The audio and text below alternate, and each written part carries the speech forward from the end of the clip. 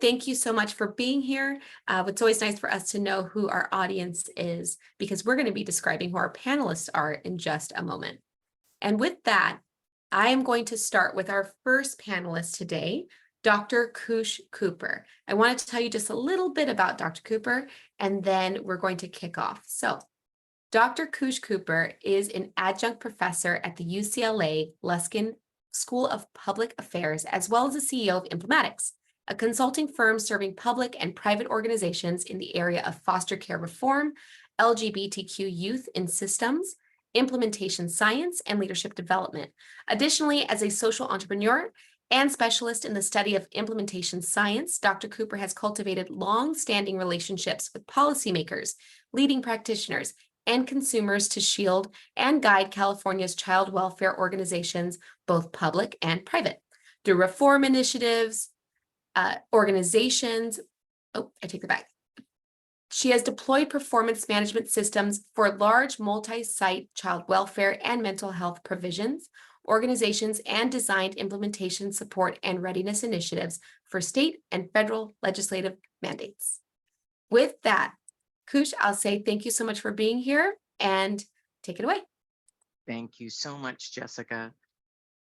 Welcome. Good morning, everyone. I am going to introduce us to first to today's topic, ensuring quality and fidelity to achieve outcomes. And the quality and fidelity of what?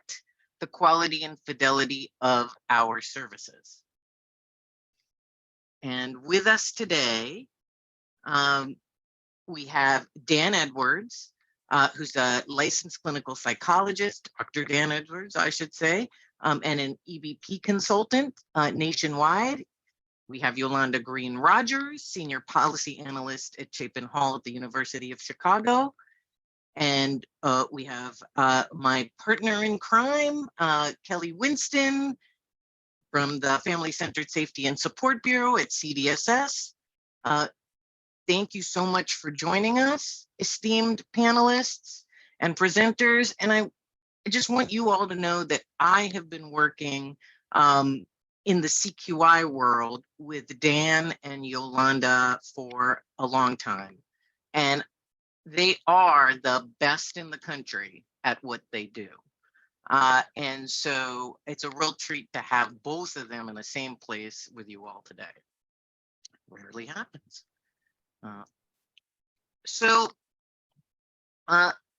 Let me tell you a little bit about what we're going to do today. But before I do that, I want to point out that this slide has a symbol in the top right-hand corner. You see a symbol with a 0 on it. We have provided a document with supplemental information for today's presentations, so we don't bombard you with links.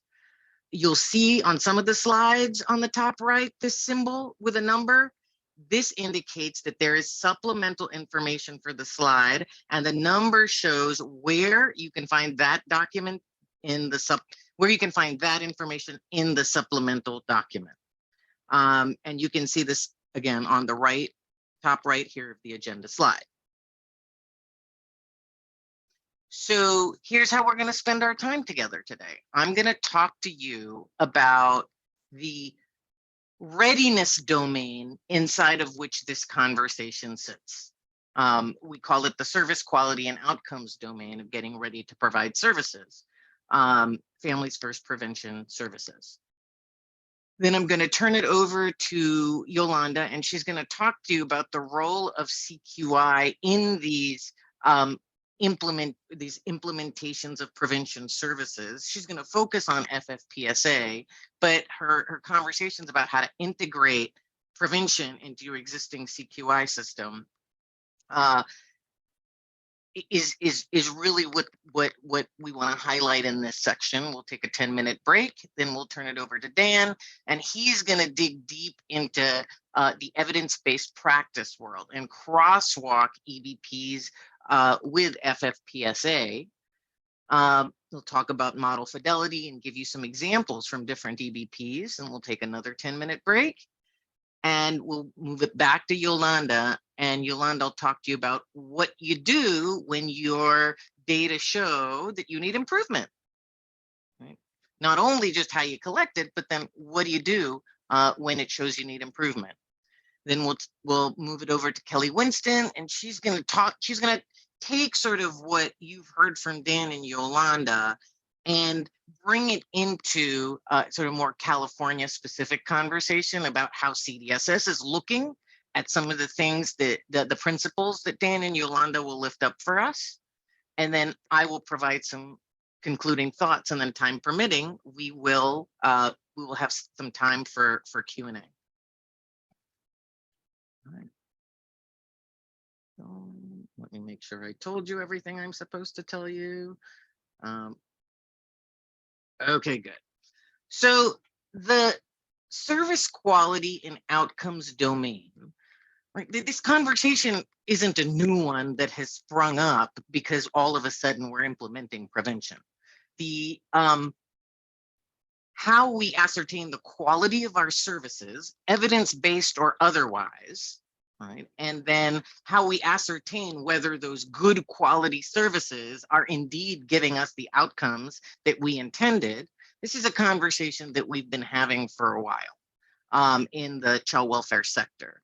So now we're just going to bring prevention into that conversation.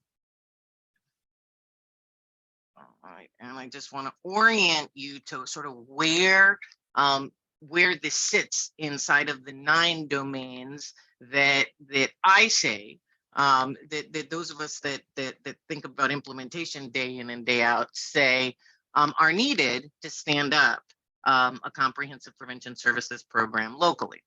We talked to you in July about governance and stakeholder collaboration and where to start there to set one up to govern your prevention services program and how to collaborate meaningfully with stakeholders inside of that governance process.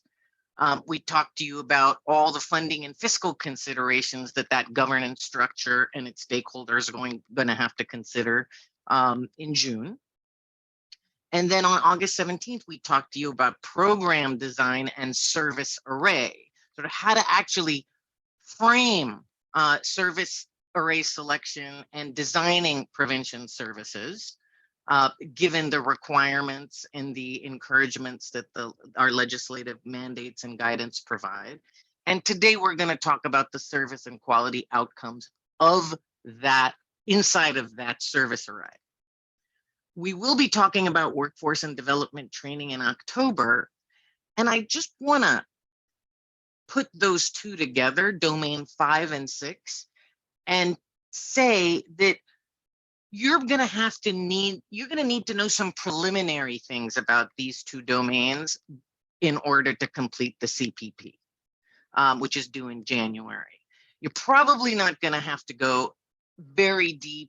So today I invite you to kind of sit back and listen to the conversation so you can take what we say today and start having those preliminary conversations so that when you have to sign assurances around service quality or workforce development that CDSS will have you sign as part of the CPP, you have an idea of what you're signing into, so to speak. Okay, so that's how I invite you to listen today. The first 4 domains, you need to deal with them from beginning to end in order to do your CPP in January. 5 and 6, you just have to have a preliminary understanding of. All right, so let's get a little deeper into this domain. So what are the elements of this service quality and outcomes domain? What goes into it? Well, 1, how do you integrate this prevention business into your existing CQI systems? Some of you have actually pretty robust CQI systems already going. Right? So how does this fit into that? You don't want to start over or develop a completely separate CQI system for prevention. That's expensive and inefficient. So how do you integrate it? What are the process metrics and reporting that prevention services are going to require that existing CQI system to do? What are you going to do when your processes show they need improvement? We're going to talk about that a little bit. inside of this domain are any fidelity monitoring, CQI, and evaluations that evidence-based practice purveyors or developers require when you use their EBP. That's part of this domain. And then you may have locally desired evaluations and outcomes that you, for example, like the reduction of disproportionality, that you'd like your prevention system to track, right? So if you have any of those specific locally desired ones, those fit in this domain. And then also in the future, if and when the state conducts an evaluation of prevention outcomes overall, again, especially like the reduction of disproportionality, of the reduction of entries into foster care, things like that, that's part of this domain and how you're going to plug into that. Right. So that's all what we mean when we talk about service quality and outcomes. And how do you know you're ready to deliver service? All right. How do you know that this domain is ready enough? The elements of these domain are ready enough so you can start delivering services. Right. So, well, you've got measures and outcomes identified that align with the state requirements and the EBP requirements. So you've got this matrix of measures and outcomes that align both with the EBPs and the state. There might be additional measures and outcomes that you locally want to track, as I said in the last slide. So your measures and outcome matrix need to align to those as well. You need to know what your process and cadence is going to be by which you're going to collect data. Is it quarterly? Is it monthly? Is it semi-annually? Where's this data going to get stored? How am I going to review the data? What reports am I going to pop out and when? Who's going to run those reports? Who am I going to show those data to? And then how are those data going to be acted upon if those data show that action is needed? Right? So you have that process and cadence in place. You've got your tools that you're going to use selected that are going to measure your outcomes and your outputs and your model fidelity given the EBP you're looking for. So you've got the tools also selected and in place and ready to go. You've shared the outcome measures and fidelity measures that you've chosen, because EBPs have lots of them. Some have multiple outcome measures they intend to address. You may just have picked one of those. Has all that prioritization been shared with your service providers and how you're going to do fidelity? And then lastly, if and when, like I said, the state does an evaluation, at that point, you need to be ready to have a process in place where you can upload and share data for the statewide evaluation. Of course, that depends on a lot of things like automation. So that's a little bit down the road to worry about. But these are all the things you'd have to do to say you'd be ready. Okay.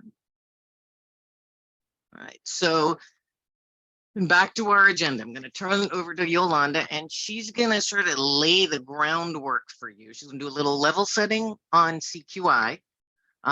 Yolanda helps states all over the country set up CQI systems and then integrate prevention into those, particularly FFPSA. They don't have the block grant in other jurisdictions, so she's going to focus on FFPSA. And then she's going to talk to you about sort of, okay, well, what even would you look at, right? What are you even going to tell your CQI people you're going to look at when it comes to prevention and EBPs? All right, without further ado, Yolanda Green Rogers. Welcome, Yolanda. Thank you, Kush, my CQI sister. Thank you very much.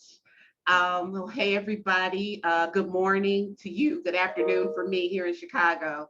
I'm really happy to be here and with you all today talking about one of my favorite subjects, CQI, and specifically the role that it can play in the initial and ongoing implementation of the comprehensive prevention plans that you guys are developing. So as Kush mentioned, you can go to the next slide, Kush. As Kush mentioned, we want to do a bit of level setting here at the beginning. So before we dive all the way in, I'd like to get us all on the same page about what CQI is, why it's important. Many of you may already be familiar with this particular definition or description of CQI. It's from an information memorandum issued by the Children's Bureau several years ago. It covers all the key components important to understanding what CQI entails. Key things like it is a process, and it's identifying, it's describing, helping you figure out what your strengths and problems are, and then testing and implementing and learning from solutions that you come up with. Some of the other key parts are that it's about continuous learning and being proactive. It should definitely be grounded in the mission, vision, and values of your agency or your location, your county, state. And perhaps most importantly, it depends on the active inclusion of a lot of folks, a diverse set of folks at the table, in addition to staff at all levels of the organization, also incorporating the voice of children, youth, families, and other key stakeholders and constituents in that work. Implicit in this description is a very rigorous use of data and evidence. The data and evidence that you'll collect around certain pieces of your mission and values and outcomes that you're shooting for are really what fuel the improvement planning process.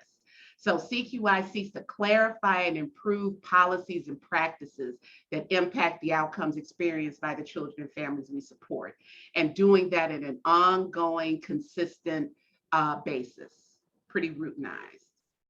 Why CQI? So why is engaging in CQI important?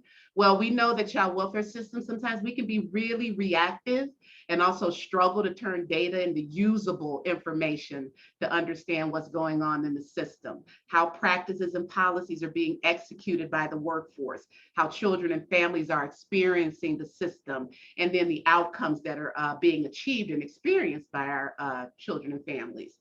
CQI provides a systematic and proactive approach for ongoing problem solving and decision making beyond the glorified brainstorming. So there's some requirements that necessitate engaging in CQI as well. So for the state, for your comprehensive prevention plan, there are some CQI planning pieces that I believe need to be incorporated into that plan. And then there are federal requirements for CQI, included in Family First legislation. It's included in the Child and Family Services review process, as well as program improvement plans for states. And it's incorporated in state strategic plans through the Child and Family Services Plan and then the annual report. So it's embedded in all of that work. And it's also required, of course, in accreditation processes and also by funders funding specific programs. They want to know that there's a systematic and proactive approach in place using data to help make decisions and problem solve. Next slide. So now I want to move on to the foundational activities involved with conducting effective CQI. And I'm just kind of setting the stage in this beginning portion, kind of the fertile ground, the soil, if you will, for that actual CQI or improvement planning process. There's some things that need to happen to make that work. What's on the screen now are categories of strategies and capacities that provide the foundation for good CQI. So these categories are grounded in the critical success factors that we know support effective CQI implementation. And for the next few minutes, we're going to kind of take a walk through and look at what's involved with each of these categories: assessing administrative structures, identifying your strategic priorities and outcomes, having a plan to measure that work, and then using that information again to fuel and activate a process for actually solving problems or issues that the data may be showing. Next slide. So assessing administrative structures. This category is all about, again, making sure there's a solid infrastructure in place for supporting CQI activities. I'm going to the next one. So sometimes we focus on the CQI process itself, that little cycle in the middle there, like the PDSA cycle, or Plan, Do, Study, Act cycle, or data-driven decision-making, or whatever specific problem-solving methodology you might be using. And we forget, again, that there has to be an enabling context within that CQI process, within the organization to make that CQI process work. You need a sound CQI system in place to make the problem-solving process work. The CQI system is a coherent set of structures, policies, and procedures that support and inform the CQI process. And the CQI process itself is the actual improvement cycle or activities that function within that system, the actual place where you're having these problem-solving conversations and the cyclical process you use to address your problem solving. So let's take a look at the key systems features that need to be in place. And what I want you to do as we're going through these, please think about your current context. Think about the program or the office or agency that you're currently working in, and try to think and reflect on whether these particular system features around CQI exist. And then we're going to have a little poll after this. So first, there's organizational commitment to CQI. That's pretty crucial. CQI, there you go. And then you can go ahead and hit the next one. So what organizational commitment to CQI about is the environment and the culture of the agency. This is leadership promoting the use of evidence to make decisions, evidence data being collected, turning that data into evidence and information and stories. Is there an agency culture that promotes continuous learning, analysis, and improvement, or is it a punitive environment? And then adequate resources. Is there personnel devoted to continuous quality improvement? Is there time allowed for it? Is there training and skill building that goes on for not only the CQI staff, but for staff at all levels of the organization to understand what the QI processes are? And then the next feature is data processes around data collection, analysis, and reporting. That's the meat of it. So data being collected on the goals and outcomes that the county cares about, or that the state cares about, or the agency, whatever the entity is. Are you collecting data on those critical things that you want to follow? Or are you collecting data on everything and not able to really focus on what's super important? Our data routinely analyzed and converted again into the evidence you need to tell the stories about how the system is working and the experience of the children and families that you're supporting. And then our meaningful reports produced and shared with all levels of staff, as well as key constituents, lived experts, and your system at large. And then the third leg of this triangle around systems features is having a clearly articulated plan, CQI plan, that includes policies and procedures. That somewhere on a piece of paper or two or three, there's actually the plan for CQI, and how you approach it is actually written down. The goals and the outcomes that align with the CQI process. Again, what you're trying to measure. The data collection methods, exactly how you're collecting information and where it goes and how decisions are made.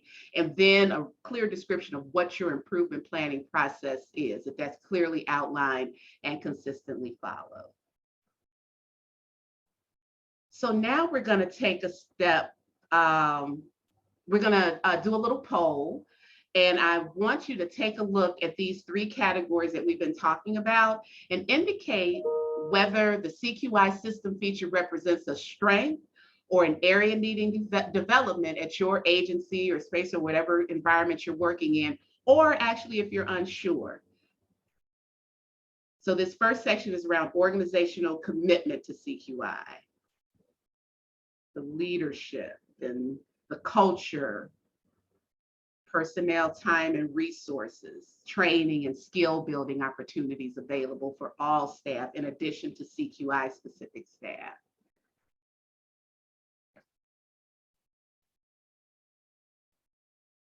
And Jess, I'll rely on you to let me know when you want to close it.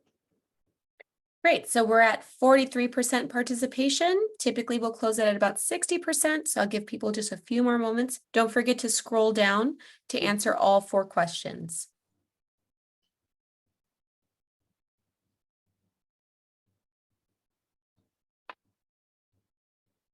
All right, we're just giving it one more moment for people to think through their responses, and then I'm going to close the poll here. All right, I'm closing the poll. I'm going to share.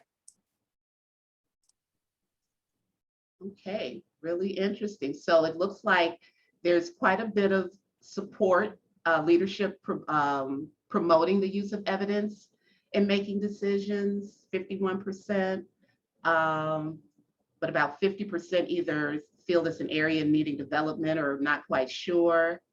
The agency culture piece, that's encouraging, that there's a culture that promotes analysis and improvement. It's like a big area needing development, which is pretty typical, is having the time and the space and the resource to actually get the work done. And then building the training and the skill building components of it. Okay, great. Well, thank you for that. Let's take a look at another area.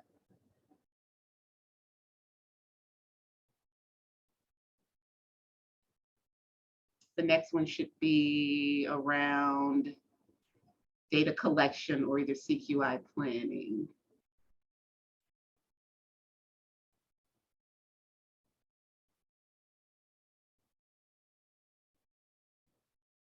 There we go. So this is around Cqi planning. Again, take reflect on where you are. Are there goals and outcomes closely aligned with what you're currently measuring? You have some specific methods written down. Is there a policy around how you actually do that work? And is your improvement process clearly outlined somewhere?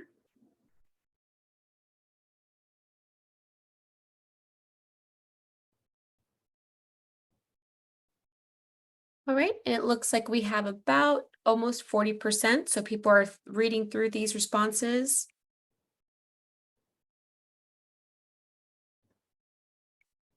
So this looks like an area, not untypical. That's an area that could be developed. So something for you to think about when you go back tomorrow and start to think about Cqi and how it's going to look, to actually have a written plan. I'm going to end the poll and share results. So it's kind of almost half and half for having the goals and the outcomes the agency cares about aligned with your Cqi processes. It looks like the specific methods for collecting and generating data is an area needing development for most of us. And then actually having a very clear improvement planning process outlined and consistently followed. So these are some areas to kind of dig into, again, fertile ground for facilitating a Cqi process. And so let's go ahead and get that final one up around data collection and analysis. This will be the last one.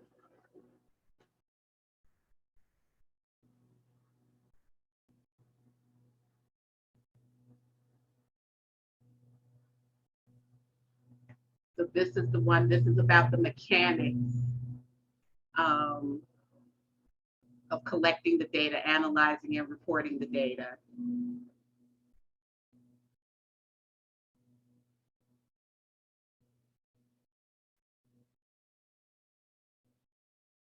Responses are coming through. We are almost at 50%.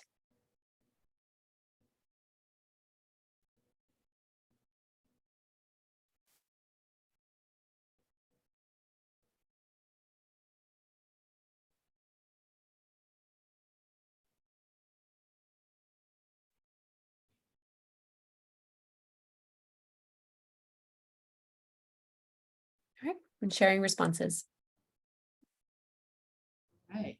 Well, interesting. So the data collected on the goals and outcomes the agency cares about. So we collect the data. That's a strength for the majority of folks. But then how do you analyze and report that data and kind of putting the next two together? And so that's what my Cqi sister says, admiring the data.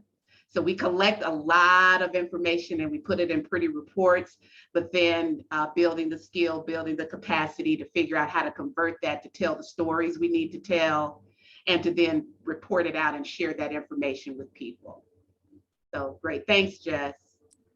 So I'm glad we did that exercise. So, you know, that thing about what do you do, lead this session and what do you do tomorrow.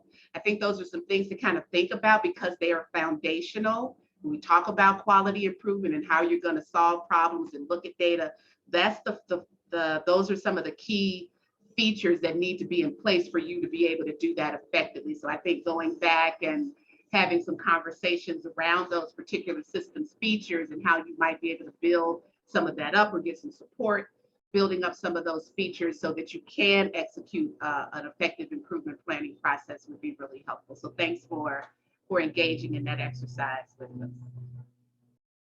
Next slide. Can you all hear the lawnmower back here? Do I need to? Okay, hold on, bear with me. Sorry, 1 second.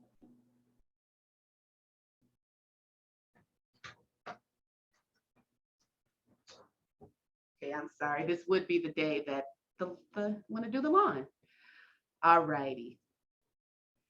So now identifying strategic priorities and outcomes. So we're in that second box of our categories for building the foundation for CQI. And hopefully that exercise, again, stimulated some thinking and gave you some insight into what areas you might need to further develop in your CQI efforts. So now let's just take a really quick look, and I'll say a quick word about strategic priorities and outcomes, which is the basis for your CQI efforts. So laying out a clear theory of change, and don't go screaming from the room. Usually when I say theory of change, people are like, oh my God, please don't make me engage in that exercise. But laying out a clear theory of change that articulates the issues that your comprehensive prevention plan needs to address, the pathways to change and the anticipated outcomes is pretty critical to informing what you'll need to measure in your CQI process.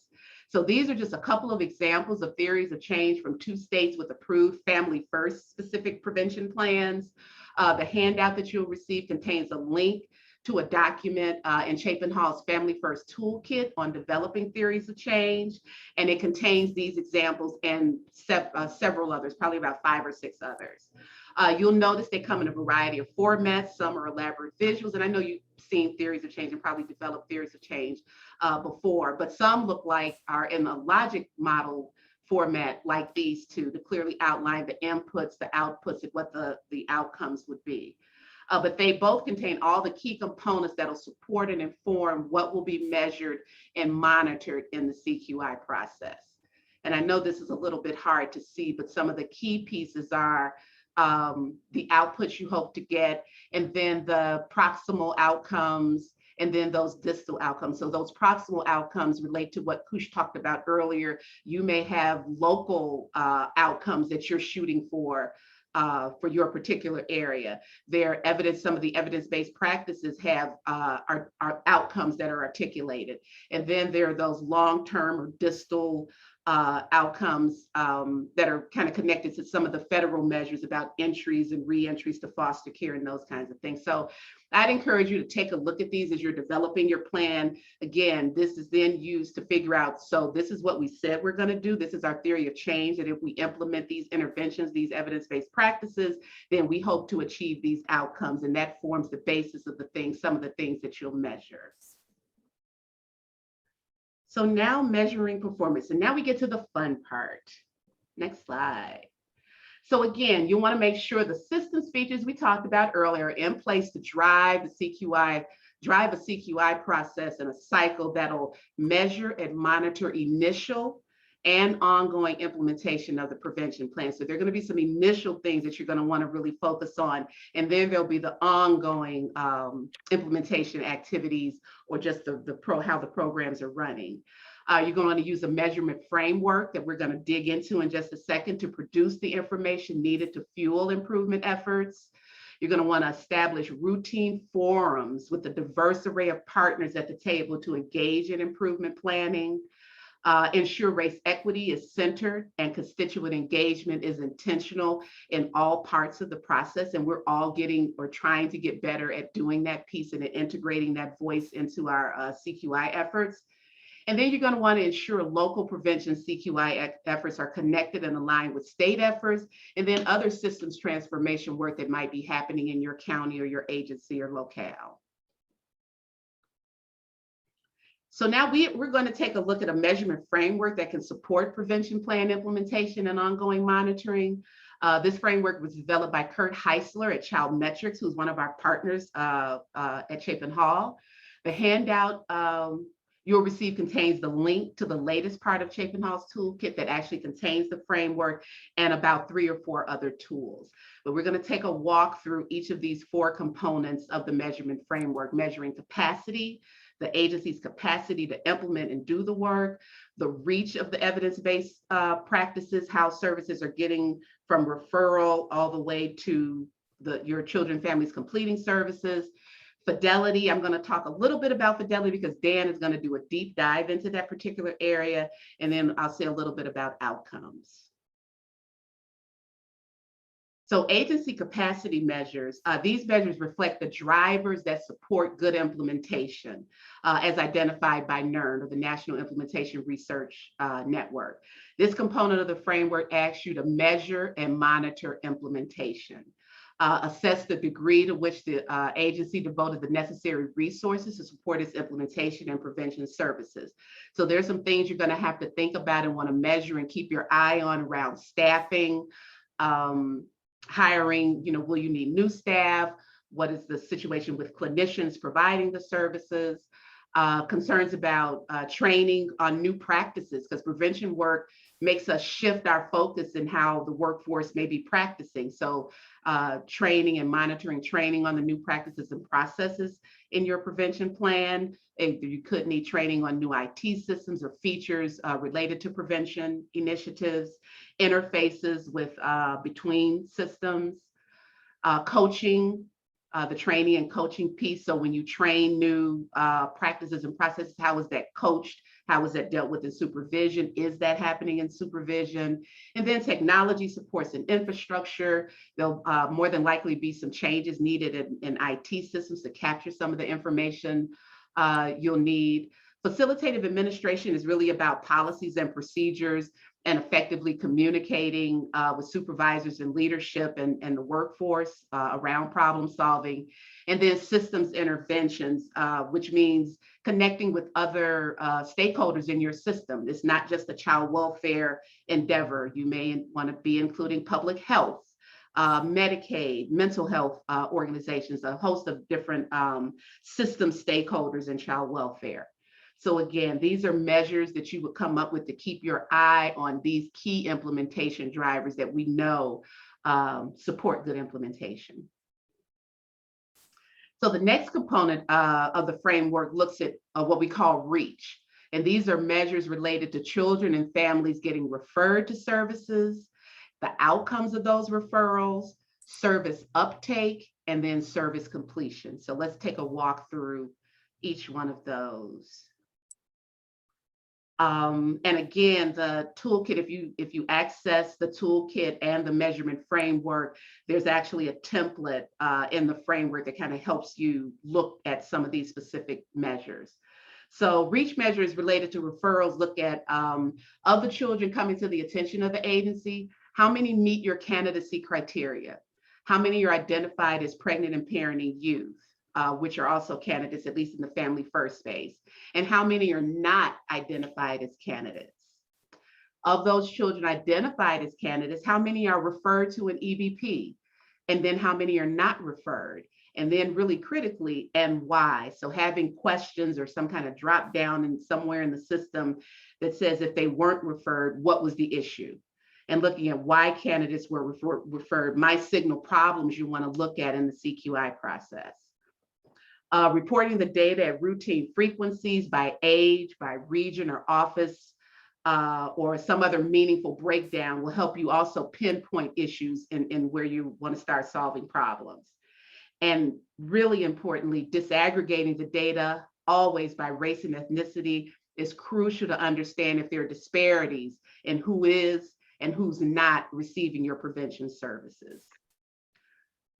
Some services, particularly well-supported EBPs, just one other thing about that last one, will have their own recommended, what we call reach measures, and should be included. Some evidence-based practices may have none. Okay, Coach, go ahead to the next one. Reach measures related to service uptake look at of the candidates or pregnant and parenting youth referred to an EBP who started the EBP, who got referred but didn't start the service. And if they didn't start, why? And we're finding this now in certain places across the country. When we look at this progression of data, we look at these reach measures across this continuum, that sometimes referrals or children and families are falling off.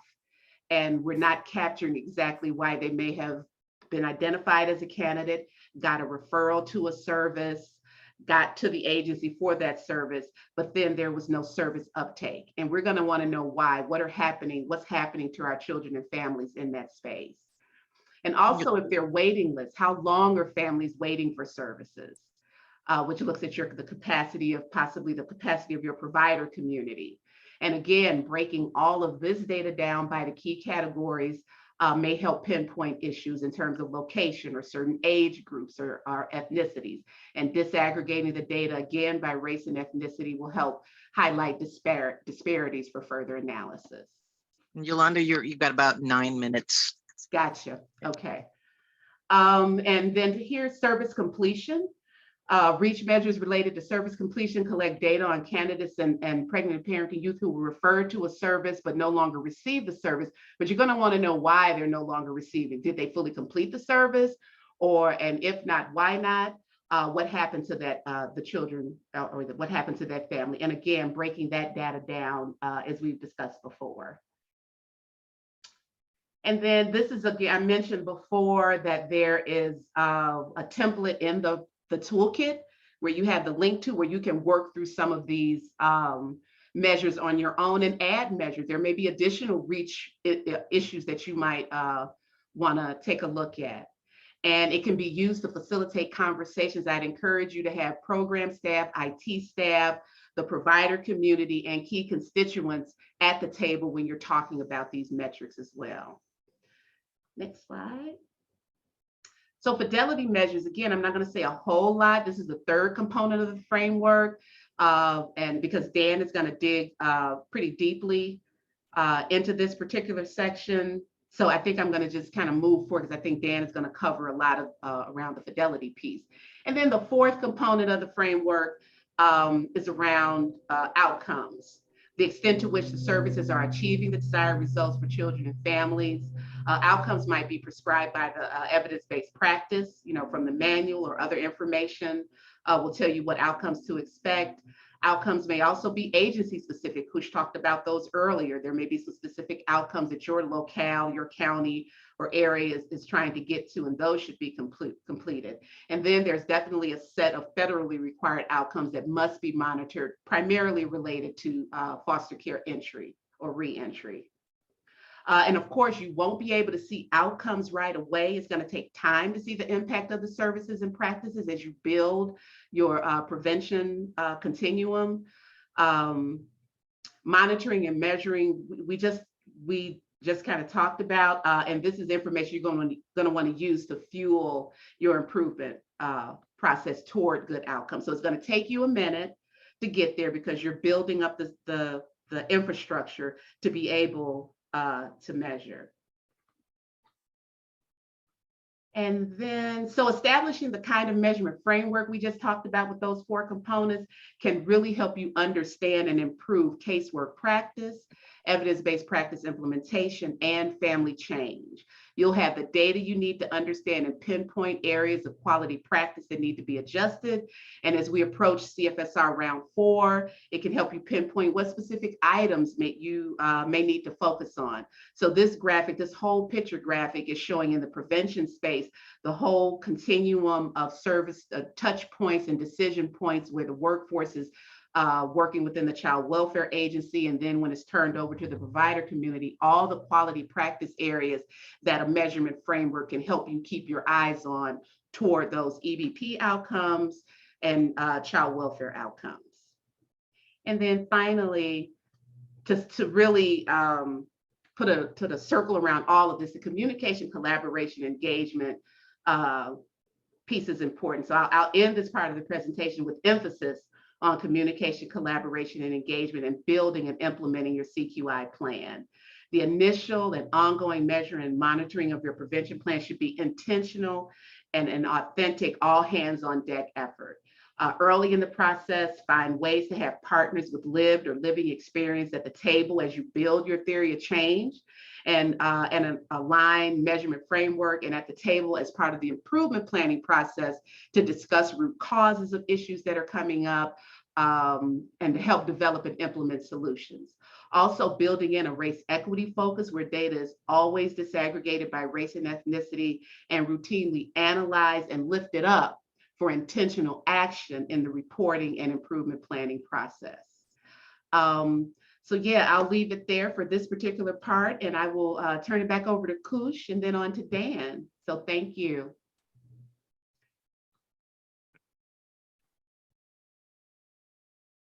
Thank you so much, Yolanda.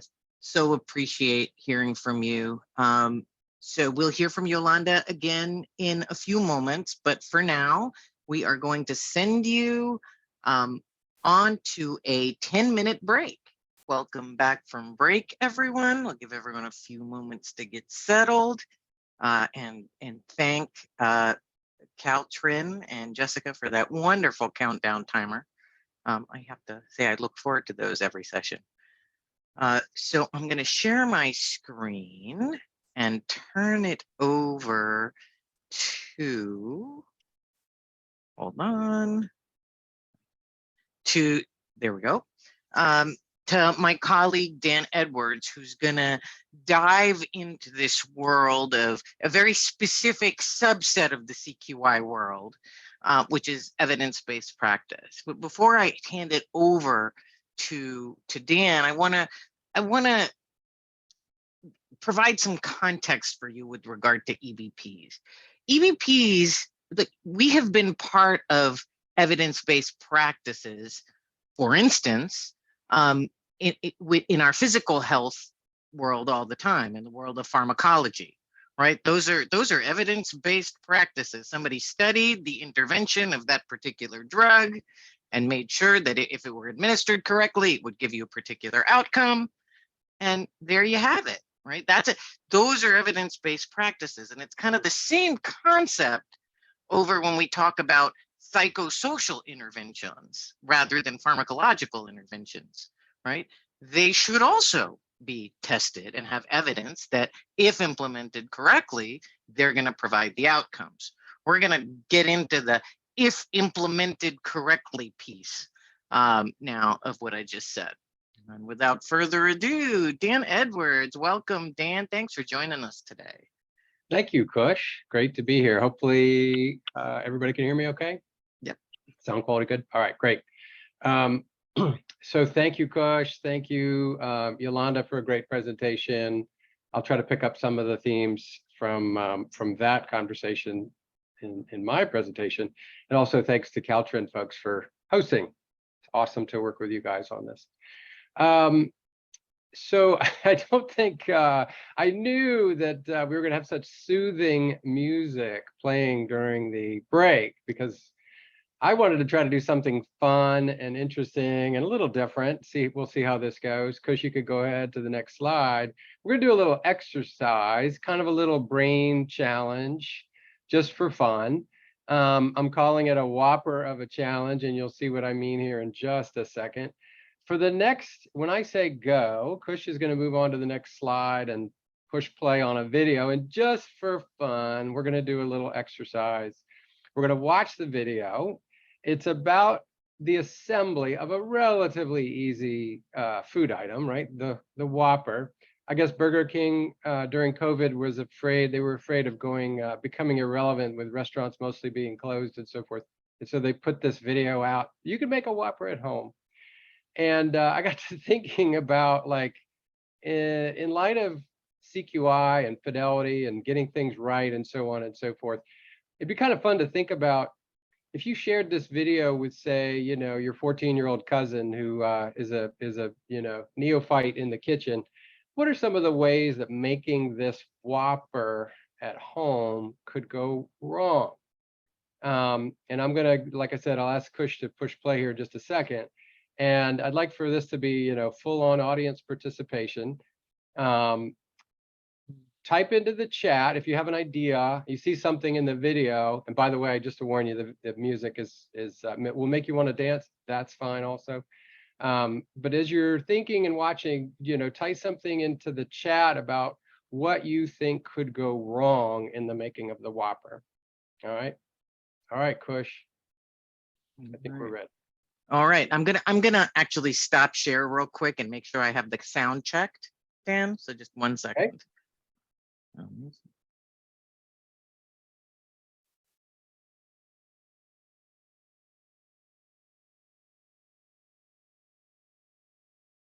There we go. All right, you guys, Murphy's Law, right? What can go wrong will go wrong. So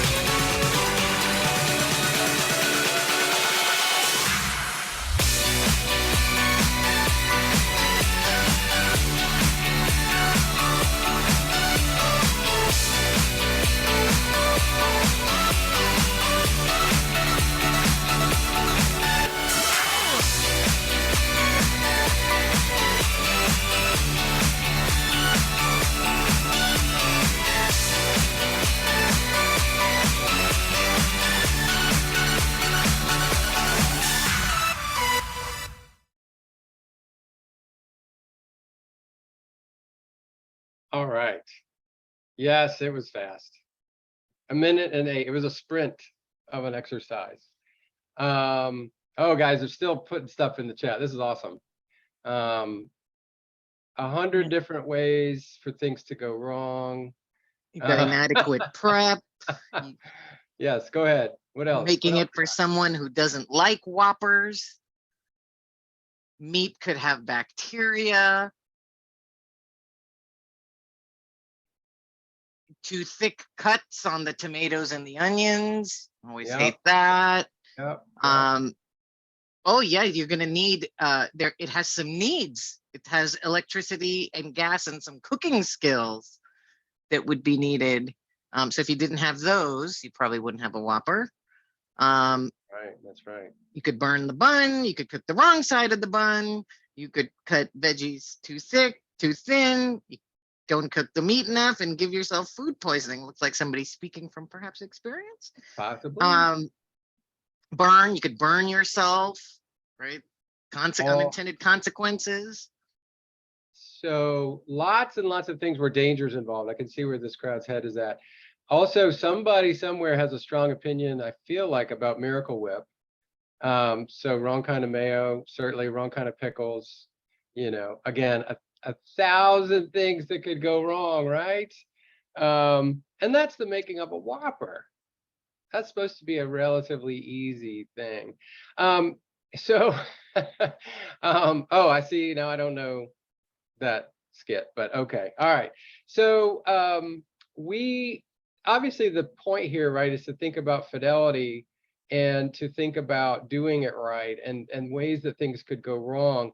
The folks at Annie Casey Foundation often talk about the My Child test, right? So the question here about, what would we want to know about how the Whopper was made before we would eat it, or perhaps more importantly, before we served it to our family, to folks that we care about. I think it depends a little bit on the skills and experience and interest of the person making the Whopper. Do they actually care? I think we might want to know that as one of our tests. And do they care enough to try to get the right ingredients and try to get the right kind of pickles, et cetera, et cetera. Oh, by the way, there's this whole issue of in the real world, when you're doing a child or family-based intervention, what if somebody like the pickle decides not to participate? There are 0 pages in the McDonald's or Burger King, quality assurance manuals about, what happens when you're dealing with oppositional defiant tomatoes or anything like that. So anyway, just for fun, I think what folks who have developed these EBPs think about is sort of that my child test, right? It's if my child were to fall into a situation, or my grandchild were to fall into a situation where they came in contact with the law, or in some situation with child welfare, and an evidence-based program were to be offered, and some of us have been in these shoes, that's great. I would like my child to get the EBP, right? My grandchild. But will they actually get it? Will they get it delivered by somebody who cares, who's somebody who's going to follow the principles, and somebody who's going to, do it knowledgeably and carefully? So, okay, great. And that was fun. There's thousands of ways that this could go wrong. I think with EBPs, there's possibly a million ways that this could go wrong. And so this is what this Fidelity and CQI stuff is all about. Okay, Kush, thanks. Next slide. Model fidelity, just to be clear, is there's a lot of words that I would use comfortably synonymously with fidelity. As all of you know, monitoring and reporting of fidelity measures is a key part of the prevention plan and part of FFPSA. So what do we mean by that? It is a measure or way to measure the reliability of the administration of an intervention. And from a research perspective, it has to do with that thing called internal validity. Did we actually test what we thought we were testing? If the family participated in PCIT, even though the therapist said they were doing PCIT, did they actually do PCIT? So another word for fidelity, of course, is faithfulness, following in a real world setting the guidelines, the principles, the strategies of the program, the same way it was used in the original randomized clinical trial, and then identified by the model developer as something that was a key ingredient or an important part of the evidence-based program. And I think recently, almost all the EBPs have started off by looking at this issue of clinical fidelity. How do we ensure that the treatment was delivered as intended? But more and more in implementation science, there's a focus also on programmatic fidelity or administrative. So was the team constructed the right way? For an FFT team, you can have between 3 and 7 therapists on the team. So what if there's 9 on the team? That's not a clinical issue, right? That's an administrative or programmatic issue. And with PCIT, of course, there's certain equipment, the one-way mirror and the bug in the ear and so forth and things like that. So are those things working when a family arrives at the clinic for PCIT? So there's an interesting thing to reflect on here. California has chosen 10 of the well-supported programs as a starting place for implementation of FFPSA. And part of that, thanks, Kelly, evidence-based practices, EBPs, states may, as they opt into FFPSA and develop their prevention plans, can waive certain evaluation requirements, reporting requirements, with the adoption of well-supported programs. Why would FFPSA allow that? Why would you not have to provide as much data for a well-supported program as a supported or promising? So the answer is, next slide, it's this whole issue of fidelity. The Administration for Children and Families believes that there is enough data, there have been enough research studies on these evidence-based programs, that with the well-supported programs, high fidelity implementation means that positive results could be expected. It's not a guarantee, but maximizing the likelihood of positive outcomes comes from high quality, high fidelity implementation. So this is such a critical part of this the rollout here of FFPSA. Generally, we're looking at, is the EBP implemented correctly and then consistently, both across clients and across time and across places. Okay, next slide. All right. So I do have a few key terms here, and oh, thanks. There's a few other acronyms here and there. I'll try to explain them all. If there's any that I miss, or explain the ones that I'll use most frequently. If there's any that I miss, pop them into the Q&A. We'll catch them at the end. Accommodation. So one of the issues that you'll hear about with EBPs is, you know, this classic issue of what some people call the NIH issue is not invented here.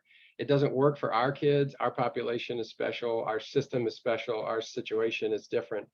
And so there is an acceptable level of accommodation, or some people use the word modification, but it's tailoring the EBP to local conditions. So simply, for example, if it's being delivered to a family whose preferred language is Spanish, then can the model be delivered in Spanish? Same principle, same fidelity measures, but in a different language, of course. And so it doesn't modify any of the key or integral components of the model.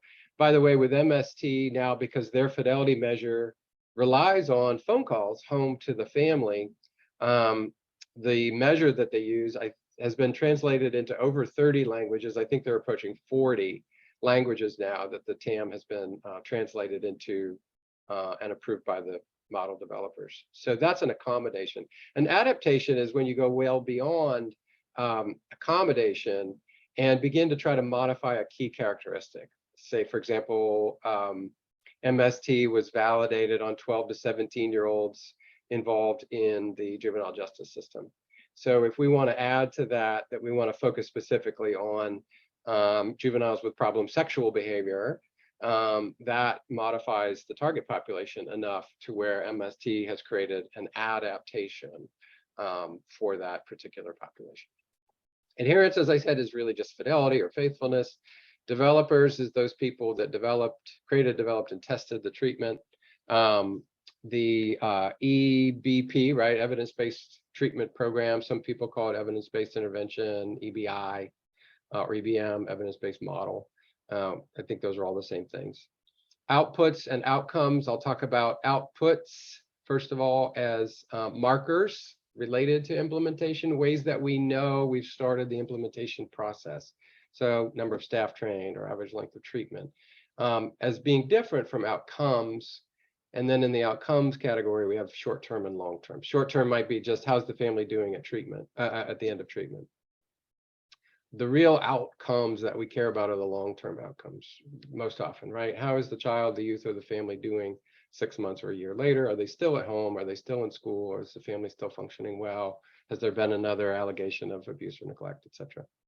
And then purveyors is a word that I guess you would say training and licensing organization. So like with Nurse Family Partnership, there's the National Service Office that provides training and licensing in Nurse Family Partnership. That's a purveyor organization. Okay. Good. All right. Well, hopefully that's a good level set in terms of terminology. So if you put yourself in the shoes of a person or often a professor at a university who's had an idea about a program for a certain population, and you create the program and you test it and you do randomized clinical trials, and then people replicate it, and you eureka, I found it. I found something that works.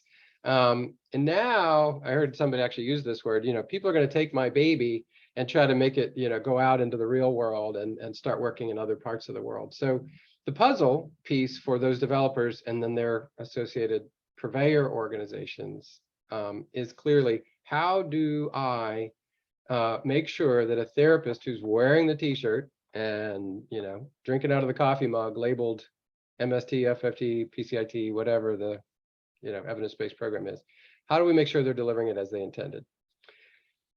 Secondarily, if we believe that, and I do, and I think this fairly well supported in the literature, that supervisors behind those therapists are possibly the most significant link in the chain in terms of being the key to high quality implementation. Let's be clear about what a supervisor's role is on site and who is going to train and support them. Thirdly, how would you build the internal system so you're not only supporting therapists and supervisors, but organizationally, so that this can happen frequently, consistently, globally? And then, of course, the ugly question of, the funding. How do we create a funding model that we can put the adequate number and amount and quality of resources in place, the person hours, so that we invest in fidelity monitoring the way that we need to support fidelity. Okay, next slide. So here's the 10, and I'm sorry, you're right, I've been using a lot of acronyms. Thanks to both Kelly and Kush for jumping in and trying to explain some of the acronyms I've used, but I think these are the 10. Many of you are familiar with at least a few, but I believe this is an up-to-date list. Somebody could jump in and correct me if I'm wrong. And so I'm going to talk today specifically about 3 of them, and then we can have follow-on conversations as folks want to hear more about this wonderful fidelity stuff about other EBPs. So I'll talk about MST first, then I'll talk about nurse-family partnership, and then FFT. Oh, and the key bottom line here, each EBP approaches these questions about therapist fidelity and supervisor training and fidelity and so on. They approach them in their own way. They each look at clinical and administrative, but they do it very differently. So let's look at some of the ways they do that.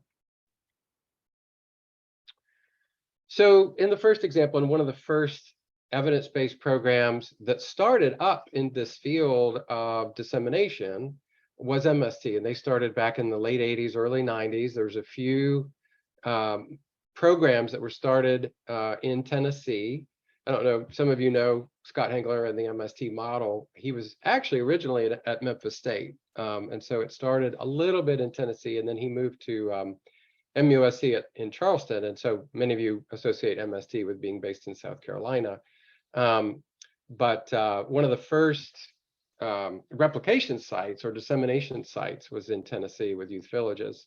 So that was in the early 90s, and the very initial, some of the early basic questions had to do with how do we make sure that folks that haven't been trained by Scott or trained, at MUSC in Charleston, how do they go out and deliver MST the right way? How do we train them? How do we support them? How do we coach them?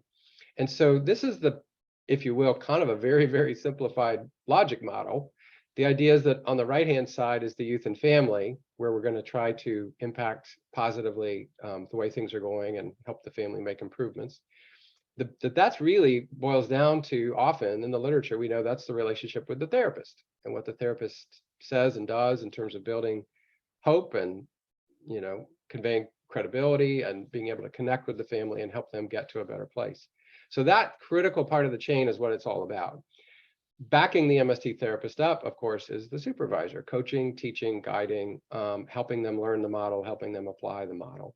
So that's the most basic part of the chain that from Charleston, as they're trying to help folks in Tennessee, they were trying to figure out, how do we make sure that that's what's actually happening, that they're actually doing MST and they're learning it and following through. So let's go to the next slide. As MST Services was born in the late 90s, and they began to think about building a larger kind of support organization behind this critical chain, behind the therapist and the supervisor, they did several things at once. And one of them was to begin training program directors and focusing on how do we build the kind of organization that can serve as a greenhouse or an incubator for these programs, create a healthy learning environment, fund the positions correctly, provide the right kind of training and resources.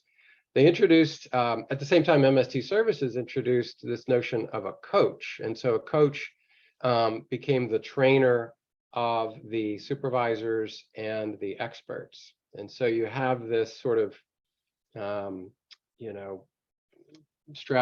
what's the right word? Stratification of different levels of expertise, therapists, supervisors, experts, and coaches. And that they began to build out the tools and the resources to make sure that each step of that chain was following was adhering to the model and doing things according to the best practice. So at the end of the day, as that program evolved, this notion of actually collecting data on all of these elements and consolidating it into a report became known as the Program Implementation Review Report, or PIR, collected data from all these different people from all these different levels and provided feedback on a every 6-month basis. So drum roll, please. This is, next slide, this is what we have today in terms of, if you will, a logic model for MST, quality assurance, quality improvement. The dotted lines are where feedback is provided via an online internet-based data collection system called the MST Institute. The solid arrows are where there are manuals, there are slides, there are training practices in place, to where training is, what's the right word? You know, there's a formalized process for conducting training on an ongoing basis. So the youth and the family, as you can see on the far right-hand side, again, are critical, you know, that's where the action is. The quality assurance system requires that the programs call families up once a month and do what they are, you know, sort of framed as a customer satisfaction survey.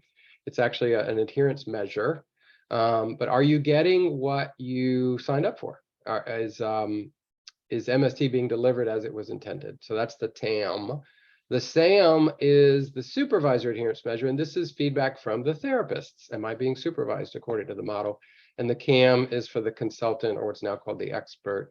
And so there's 3 different layers of adherence measures that are collected, sent to the consultant, sent to the coach, incorporated into the PIR, along with other data that the community has decided that they want to track with the program. So anyway, you'll hear as you get into MST, for those of you that choose to do MST, you'll hear all about this stuff. But at a high level, you can see how much has gone into building out the different aspects of this system. Okay, next slide.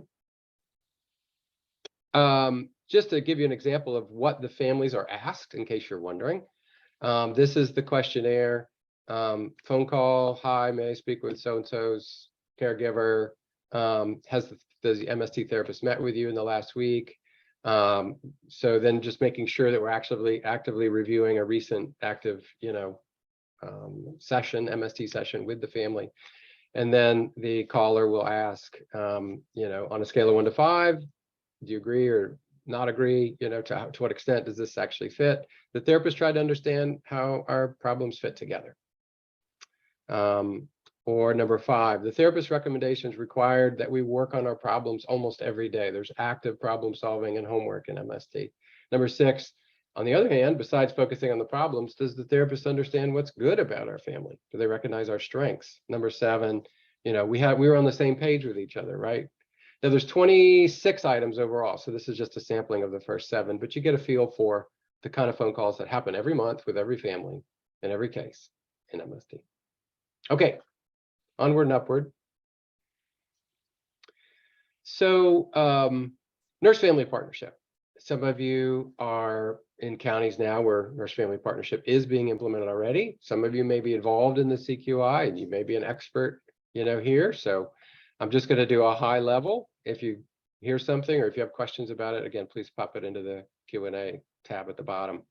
Nurse-family partnership fidelity monitoring includes at least these 6 core components. It's very similar to the MST. Remember that what I call the PIR. Nurse-family partnership has what they call the AIR. And so there are both the agency implementation reviews and outcome reports. So they're separated out a little bit, whereas MST puts them in the same report. The fidelity indexes are around 19, what they call core NFP model elements. You know, some of David Olds was the developer. I believe it was at the University of Colorado. You know, probably more research on NFP than any other model out there, just decades and decades of research. And but it's all with first-time high-risk moms. And so one of the core element, you know, items is, for example, is this a first-time mom? And then there's 18 others, of course, that they go through with every program and make sure that we're adhering to the NFP core principles. Then nurse-family partnership does something that MST does, but I think they're a little more explicit about it. They're actually working on organizational development kind of issues. So those of you that are interested in, you know, professional development, organizational development, NFP is right there with you. What they call collaborative success planning, establishing SMART goals, and then using CI process to improve program implementation. Both MST and NFP, and as far as I know, all of the EBPs have some version of follow-up visits. You do an initial training, but then there's ongoing on-site site visits. And so at least once a year, with regards to nurse-family partnership, folks from the National Service Office, the NSO, their staff will come out and meet with the team locally, observe, assess, and reflect on team progress. And then, of course, all these models, I think all of them have a built-in practice of meeting either weekly or bi-weekly or at least monthly to meet with the clinicians, to review their cases, to talk about issues. So there's this piece, this really core important piece about ongoing consultation. Initial training doesn't do much. You'll hear Karen Blasey and folks at NERN talk about the old, spray and pray approach. Spray everybody with a little bit of this, that, and the other, and then pray they do it. That doesn't cut it anymore. So there's this training followed up by intensive ongoing consultation. Thank you, COVID. You taught us how to do things virtually. Could be either virtually or in person, supporting translation and integration of knowledge and skills, in this case with nurses doing NFP. Okay, and then on to the last set, FFT, functional family therapy. So let me just back up a half a step. With both MST and NFP, there is only one organization for each, one purveyor for each of those models. For MST, it's MST Services. For NFP, it's the National Service Office. With FFT, I had an asterisk right here at the top because I wanted to highlight that there are at least 2 organizations that are qualified to provide training and licensing in FFT. So I'm going to present one of their their fidelity monitoring practices today. But for more information about how FFT Partners uses the Care For approach, I'd put the link in here so that folks could get some more information from FFT Partners. By the way, also with BSFT, there's more than one purveyor organization. With motivational interviewing, there's more than one. And so this is not unique to FFT. Roughly half, there's one place to go. Roughly half, there's more than one place to go. Anyway, so FFT thinks about it, again, pretty similarly, just tracks it and does it differently. The issues here are clinical adherence is essentially how often does a therapist have an opportunity to say something during the family therapy session that would intervene, redirect, reframe, do something consistent with the FFT model. It's a how often question. And do they actually do it? There's an opportunity, do they actually do it? The second part, what they call clinical competence, is this idea of trying to match to the uniqueness of the family's language and their way of experiencing the world, their cultural values, if you will. How well does the therapist do that? And that's also rated by the expert after the consultation each week. So if there was an opportunity, then how well did they exercise or leverage that opportunity? Those taken together equal a total, what they call clinical fidelity rating. Okay, and then we can go on to the next slide. Again, differentiating between clinical fidelity and administrative or programmatic. Dissemination adherence is the degree to which a therapist is doing FFT program activities. So are they following the assessment protocol? Do they attend supervision? That's a basic requirement. Do they complete documentation using the web-based clinical support system, the CSS? And so this is the degree to which a therapist is complying with basic procedural elements of the model, listing those things again. But I thought it was interesting from their manual, they say, in our experience over the 20, 30 years that FFT LLC has been doing this work, we have found that difficulty in monitoring and supervising therapists in community agencies from remote locations all around the world, it's highlighted how critical these components are: showing up to supervision, completing your paperwork, basic stuff, right?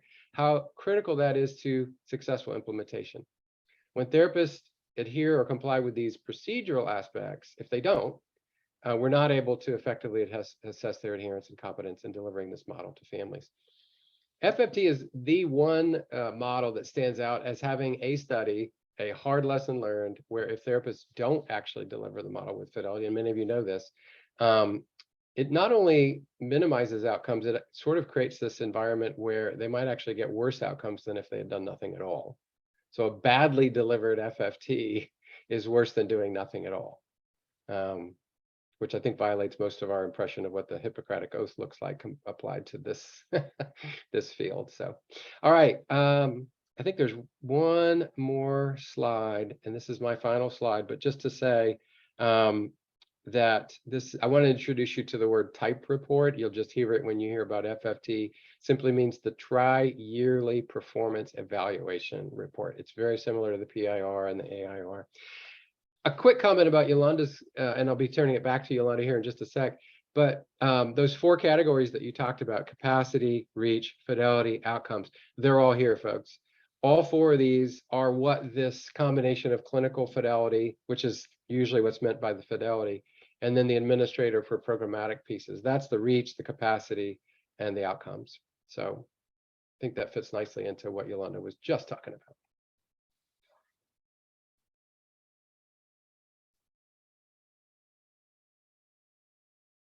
Oh, we can't hear you, Kush. Sorry.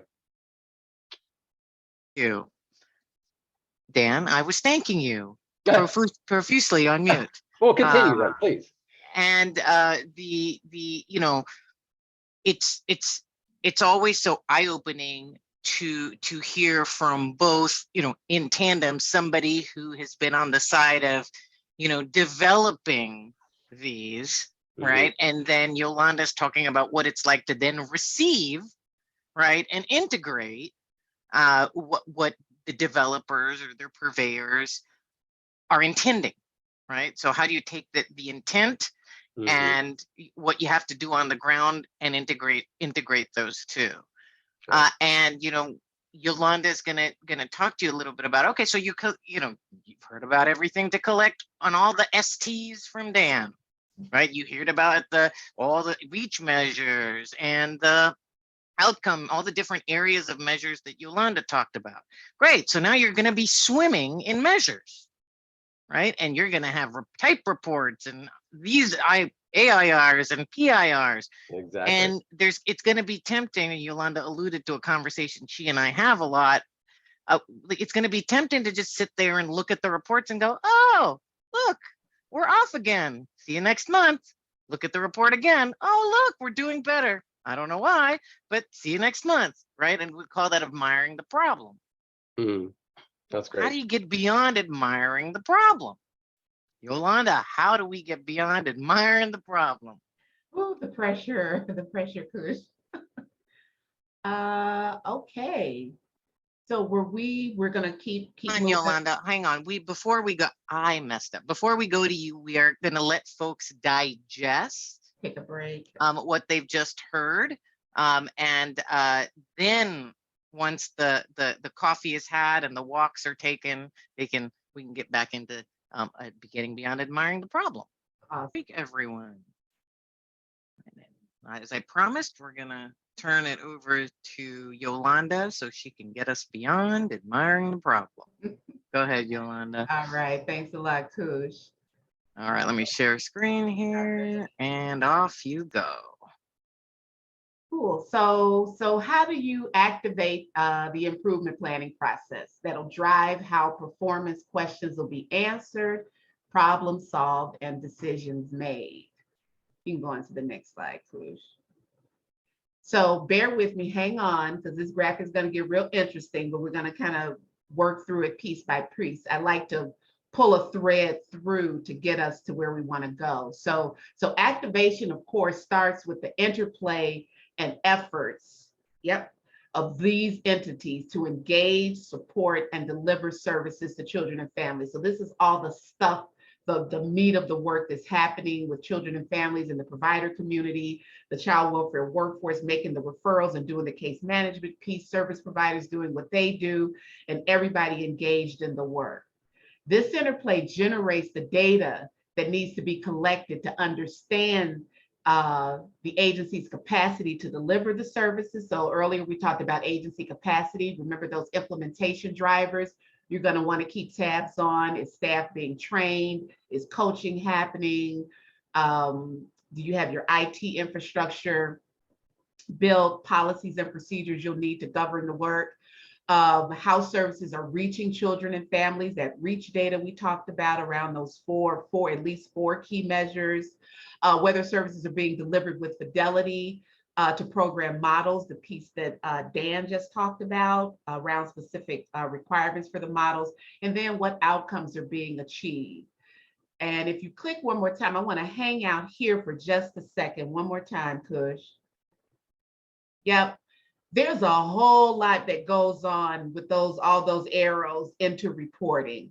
And I wanted to just piggyback, because you've heard the fidelity piece and all the different measures that are involved in the fidelity monitoring piece. You're going to have the capacity data, the fidelity data, the reach data. So at the end, I'm going to give you just a high level overview, an example from one jurisdiction of how this information is kind of packaged and feeds the rest of the system. But there will be a lot of data and information you're collecting, but there are ways to kind of organize it. And then finally, all that reporting goes into your CQI process. That is the fuel, again, for your CQI process. You could go ahead and put that last one up. Meaning is made of the data collected and reports disseminated to hopefully local cross-functional implementation teams, again, to fuel the CQI process.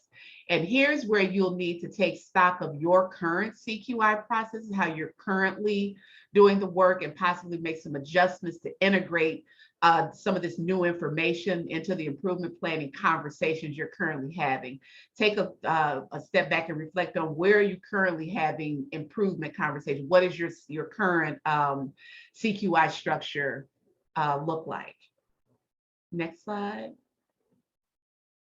So the basis of those conversations that you're having, once you get those reports and you're trying to get past admiring the data, the basis of the conversations you're going to be having at this diverse table or diverse tables of folks to inform improvement should be informed by these basic demands. You're identifying strengths and gaps in the performance. You're trying to get a real good understanding of the underlying conditions or the root causes of what some of the issues might be. You're then identifying solutions and planning to implement those solutions or action plans. And then you're implementing those solutions, doing some testing, depending on how big of a action plan you may have. You may want to do some testing of that solution before you spread it, and then revising the approach.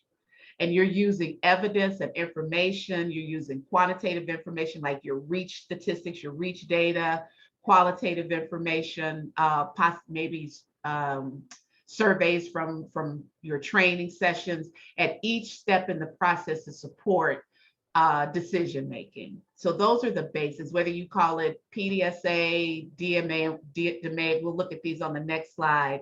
Those are the basic things you're going to want to do again at that table where you're having improvement conversations.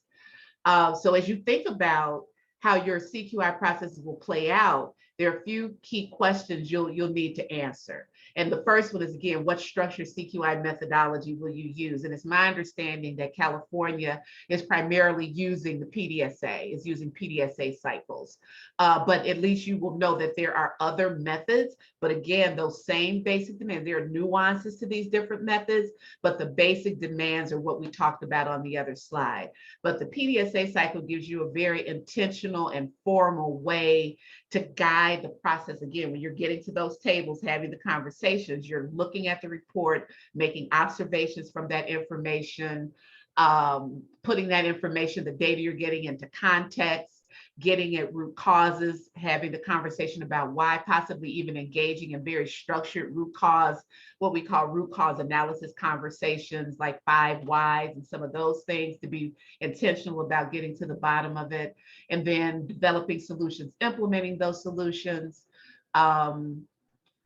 continuing to collect your data and look and monitor how things are going based on what you did, and then making some decision, and that cycle continues. Next slide. Some other considerations for performance review and improvement planning you're going to want to think about, again, and I think I've said this before, in what forms will performance data and evidence be discussed and those root causes identified? And they need to probably be happening in multiple places. You'll have your local implementation teams that definitely need to be having those conversations about the reach data and the fidelity information you're getting. But you also want to infuse that information, some of that data, into conversations with frontline staff and supervisory meetings and team meetings, meetings with providers, and then comprehensive CQI meetings where you may bring the whole system together to have conversations about how things are going and to do CQI planning.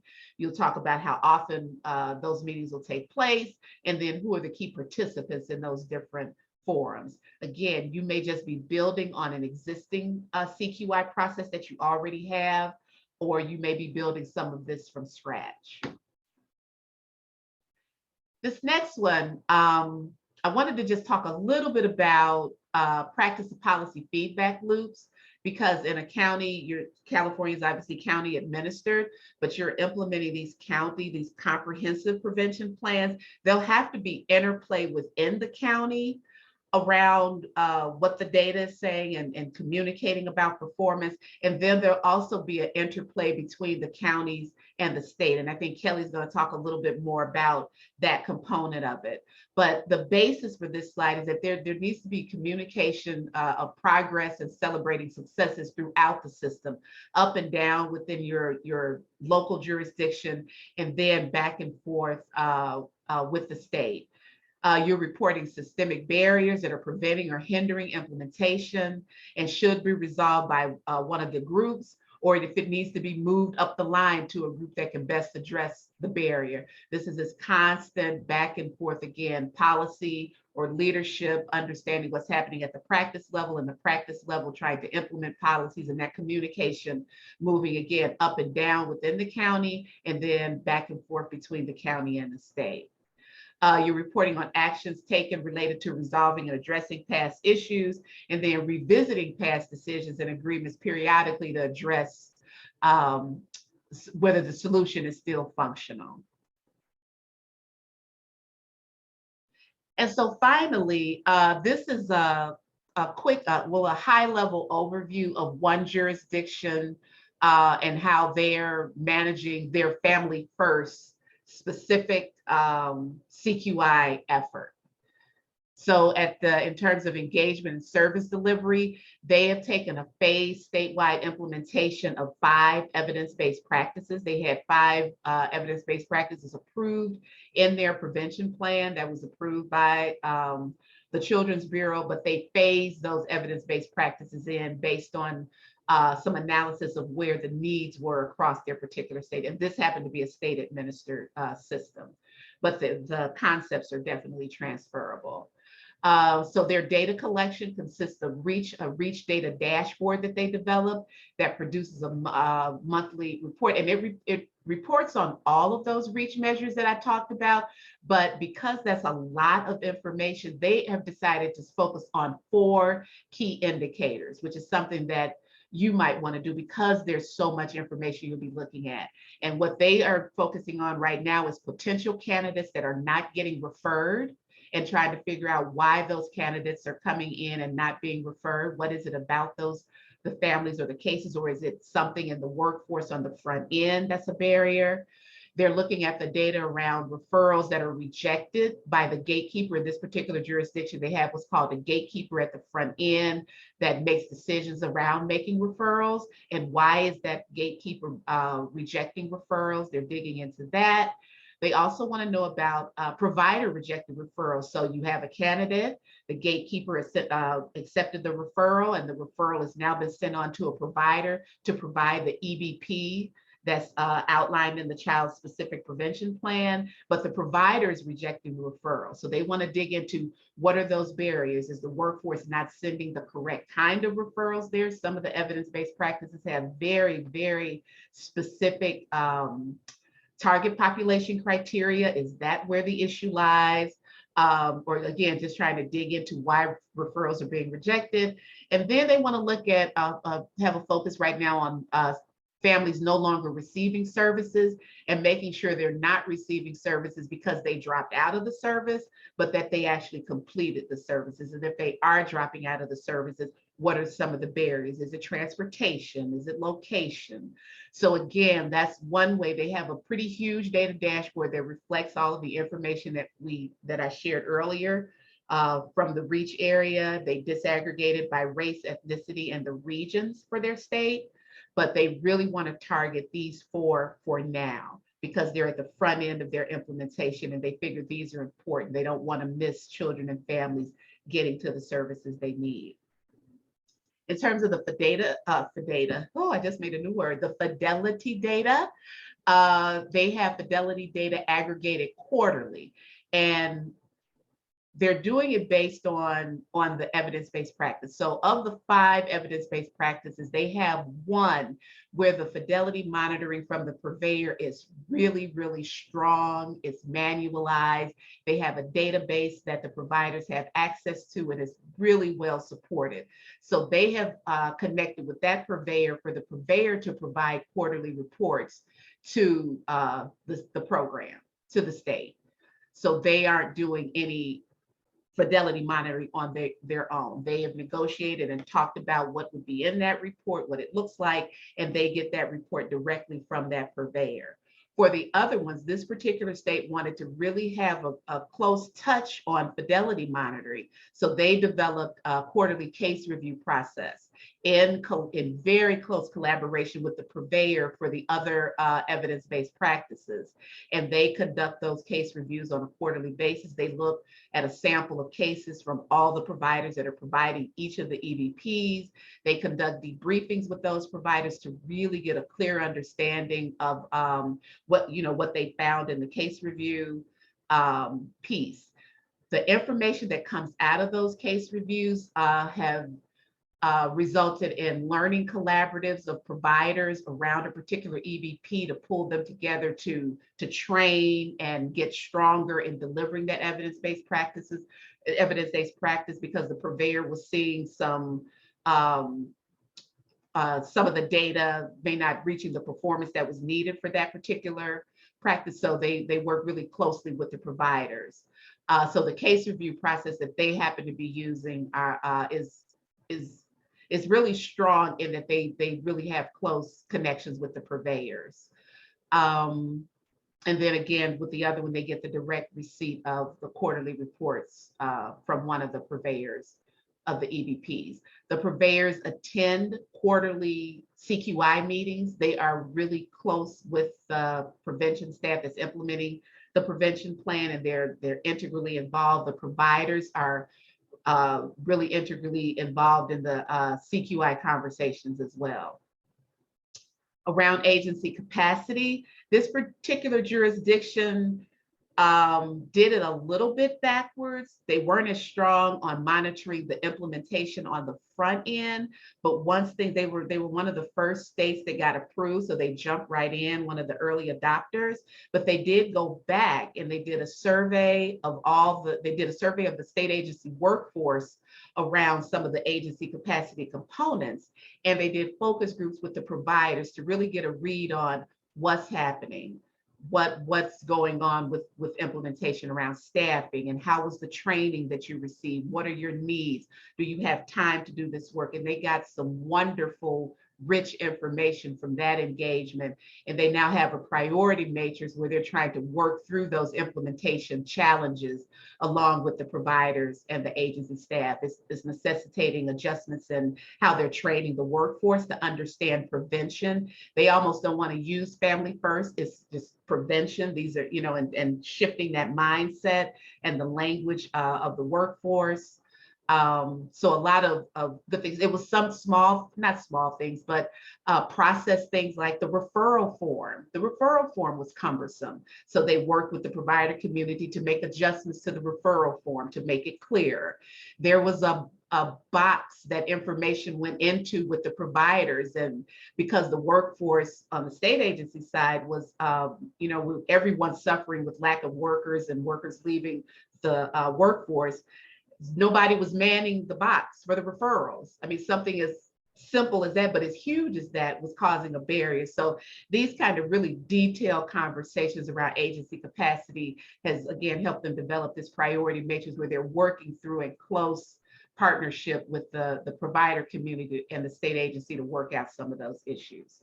The outcome monitoring has not started. Again, as I mentioned before, it's going to take a minute to get there. This particular state has will be doing an evaluation. They brought on an external evaluator to actually evaluate their entire Family First implementation process, along with one of the EBPs, along with TFCBT, which isn't well supported, so requires an evaluation. And that infrastructure for that is just getting set up. And they've been into this about a year and a half, just building the infrastructure that I just talked about, because it's a lot. Then the data is analyzed and reported by Cqi data analysts at the state agency and in collaboration with prevention and program specialists, and the prevention branch leadership oversees all of the work. And they are working really intensely now to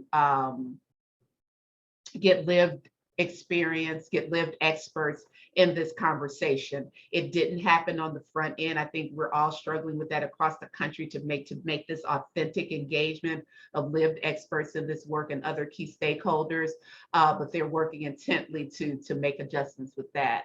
But and then with the Cqi improvement planning process, again, they have quarterly Cqi meetings that are convened virtually right now. We had planned for them to be, of course, in person before COVID, and to break into groups and do root cause analysis and all the fun Cqi stuff.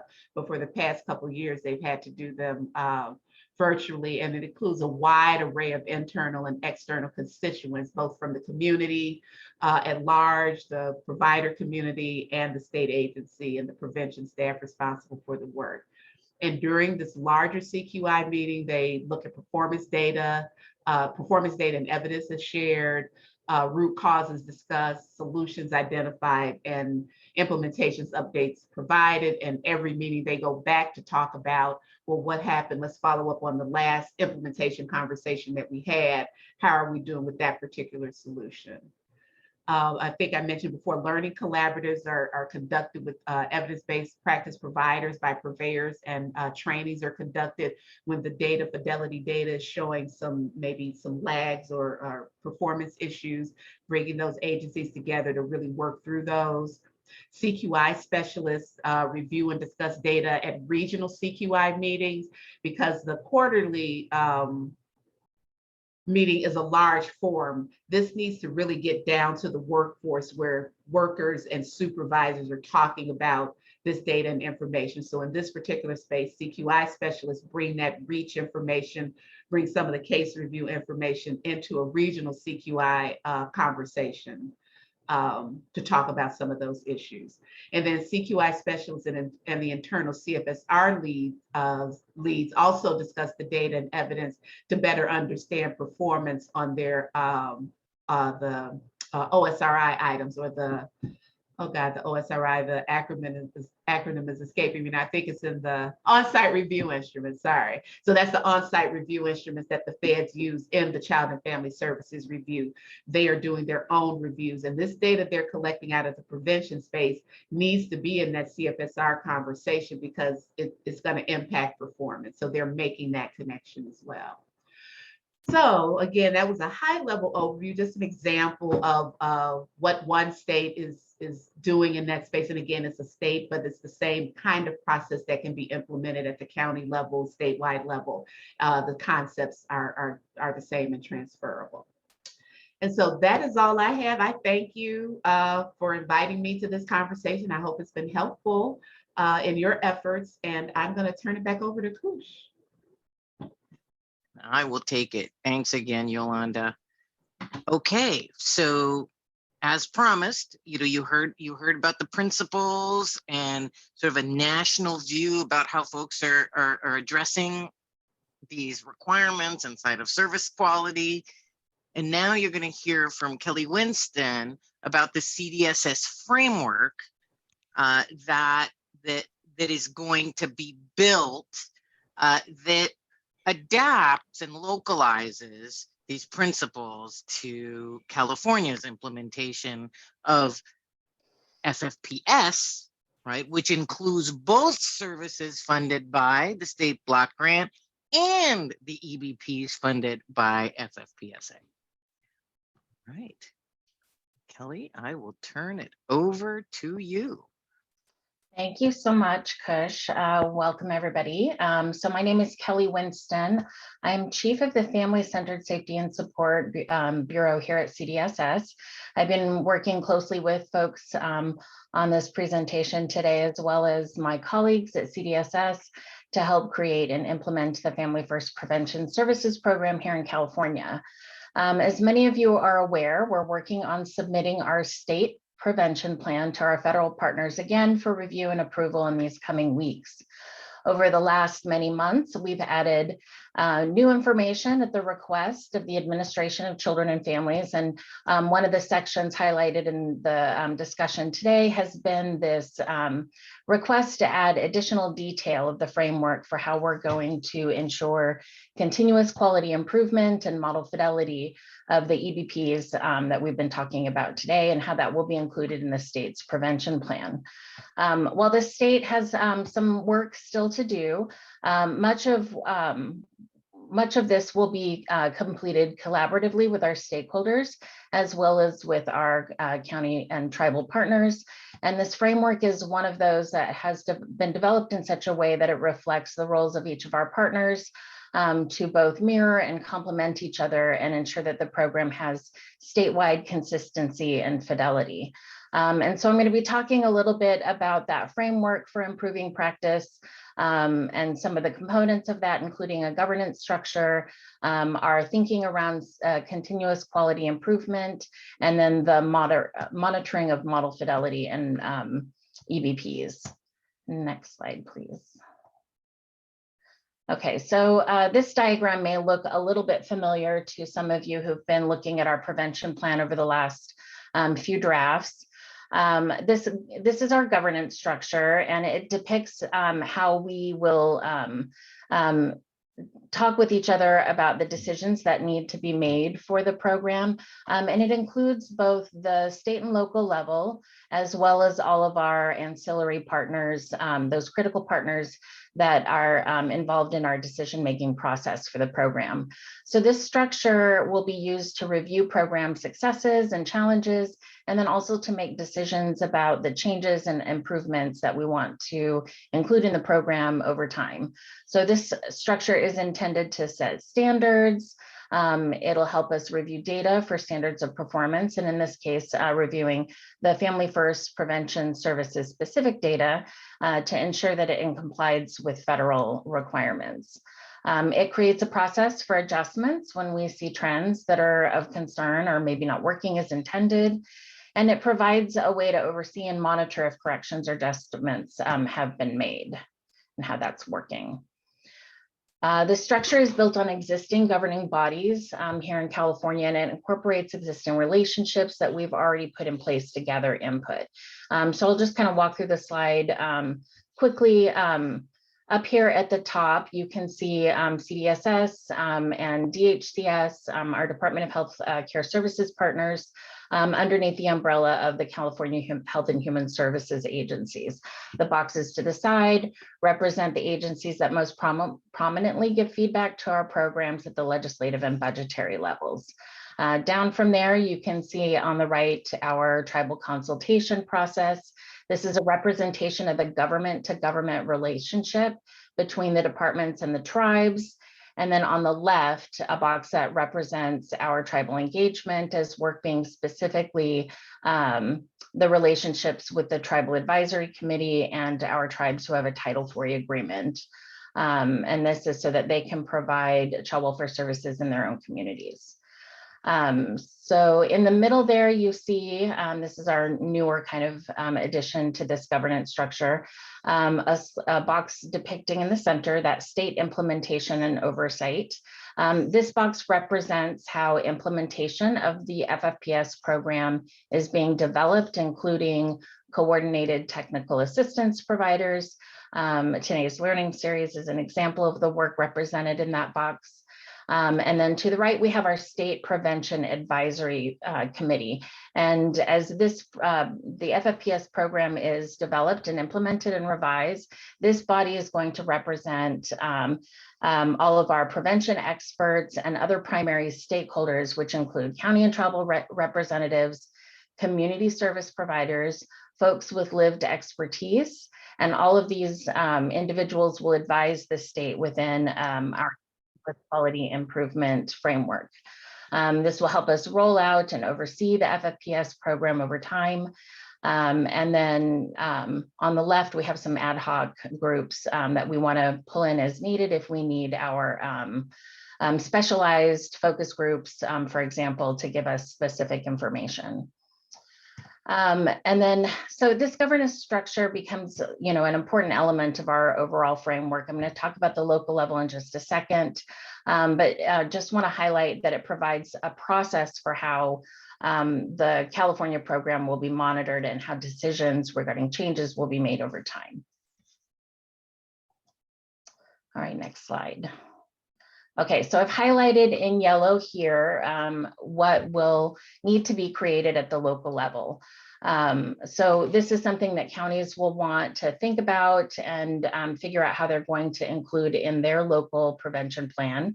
So those plans will need to describe how the cross-sector partnerships that are identified in the state law are going to be convened and leveraged to complete an analysis of their service array, identify the populations that they're going to be serving, and then make some decisions about the EBPs and the other services that will be included in the local prevention plan. So really wanting counties to use this box to really make those critical decisions about how they want to make the investments using the state block grant funds, and then what services they want to use for the Title IV eligible programs. So it's important in this process to call out this box on the right, the county and tribal leadership. We want to make sure, and it's a requirement in statute, that counties are really talking to their local tribes and the leadership there so that they can really have an understanding of what's needed in that community, and that the local prevention plan has some elements that that serve those folks in that community. The rest of this really describes how the cross-sector collaboration will include the direct service representatives. This is service providers, case managers, supervisors, and tribal representatives. And then on the right side, and I apologize, I think I grabbed an old slide.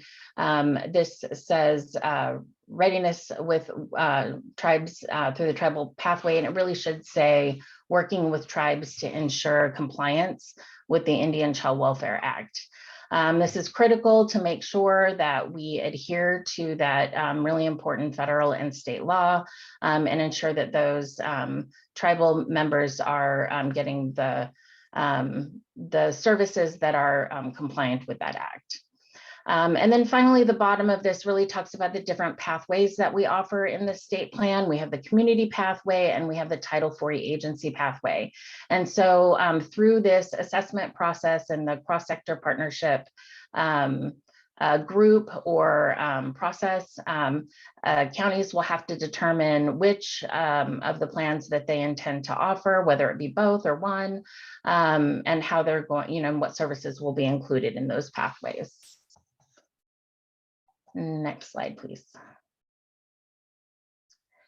Okay, so we've heard a little bit about the Plan, Do, Study Act and Yolanda's presentation, so I won't spend too much time on this slide, but I share this so that you're all aware that CDSS in the state plan proposes including this type of model.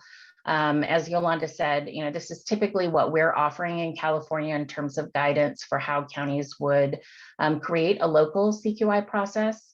And so we want to be able to use this kind of model to leverage a lot of that existing work so that it fits within the state approach. This is obviously a common way to do this. There are other ways to do it, but this is what we plan for in the state 5-year plan. So CDSS is intending to contract for further development of our CQI process. Our plan to do that is really to engage that governance structure that we just talked about, that advisory body, any additional ad hoc focus groups or communities that we need to talk with in order to get the CQI approach that we're really looking for. This is how we intend to identify the overall state outcomes that we want to measure with statewide consistency. And then, the process for how we will provide those feedback loops and how that will interact between the state and the local level. So more to come on that. And the thing I want to highlight here is that counties will be and other stakeholders will be engaged in a feedback process so that we can ensure that the two processes work together and that it meets the needs of all the local plans. Next slide, please. Okay, this slide shows our kind of conceptual model for model fidelity. We're, like our CQI process, continuing to develop how we're going to look at oversight of the model fidelities for each EBP.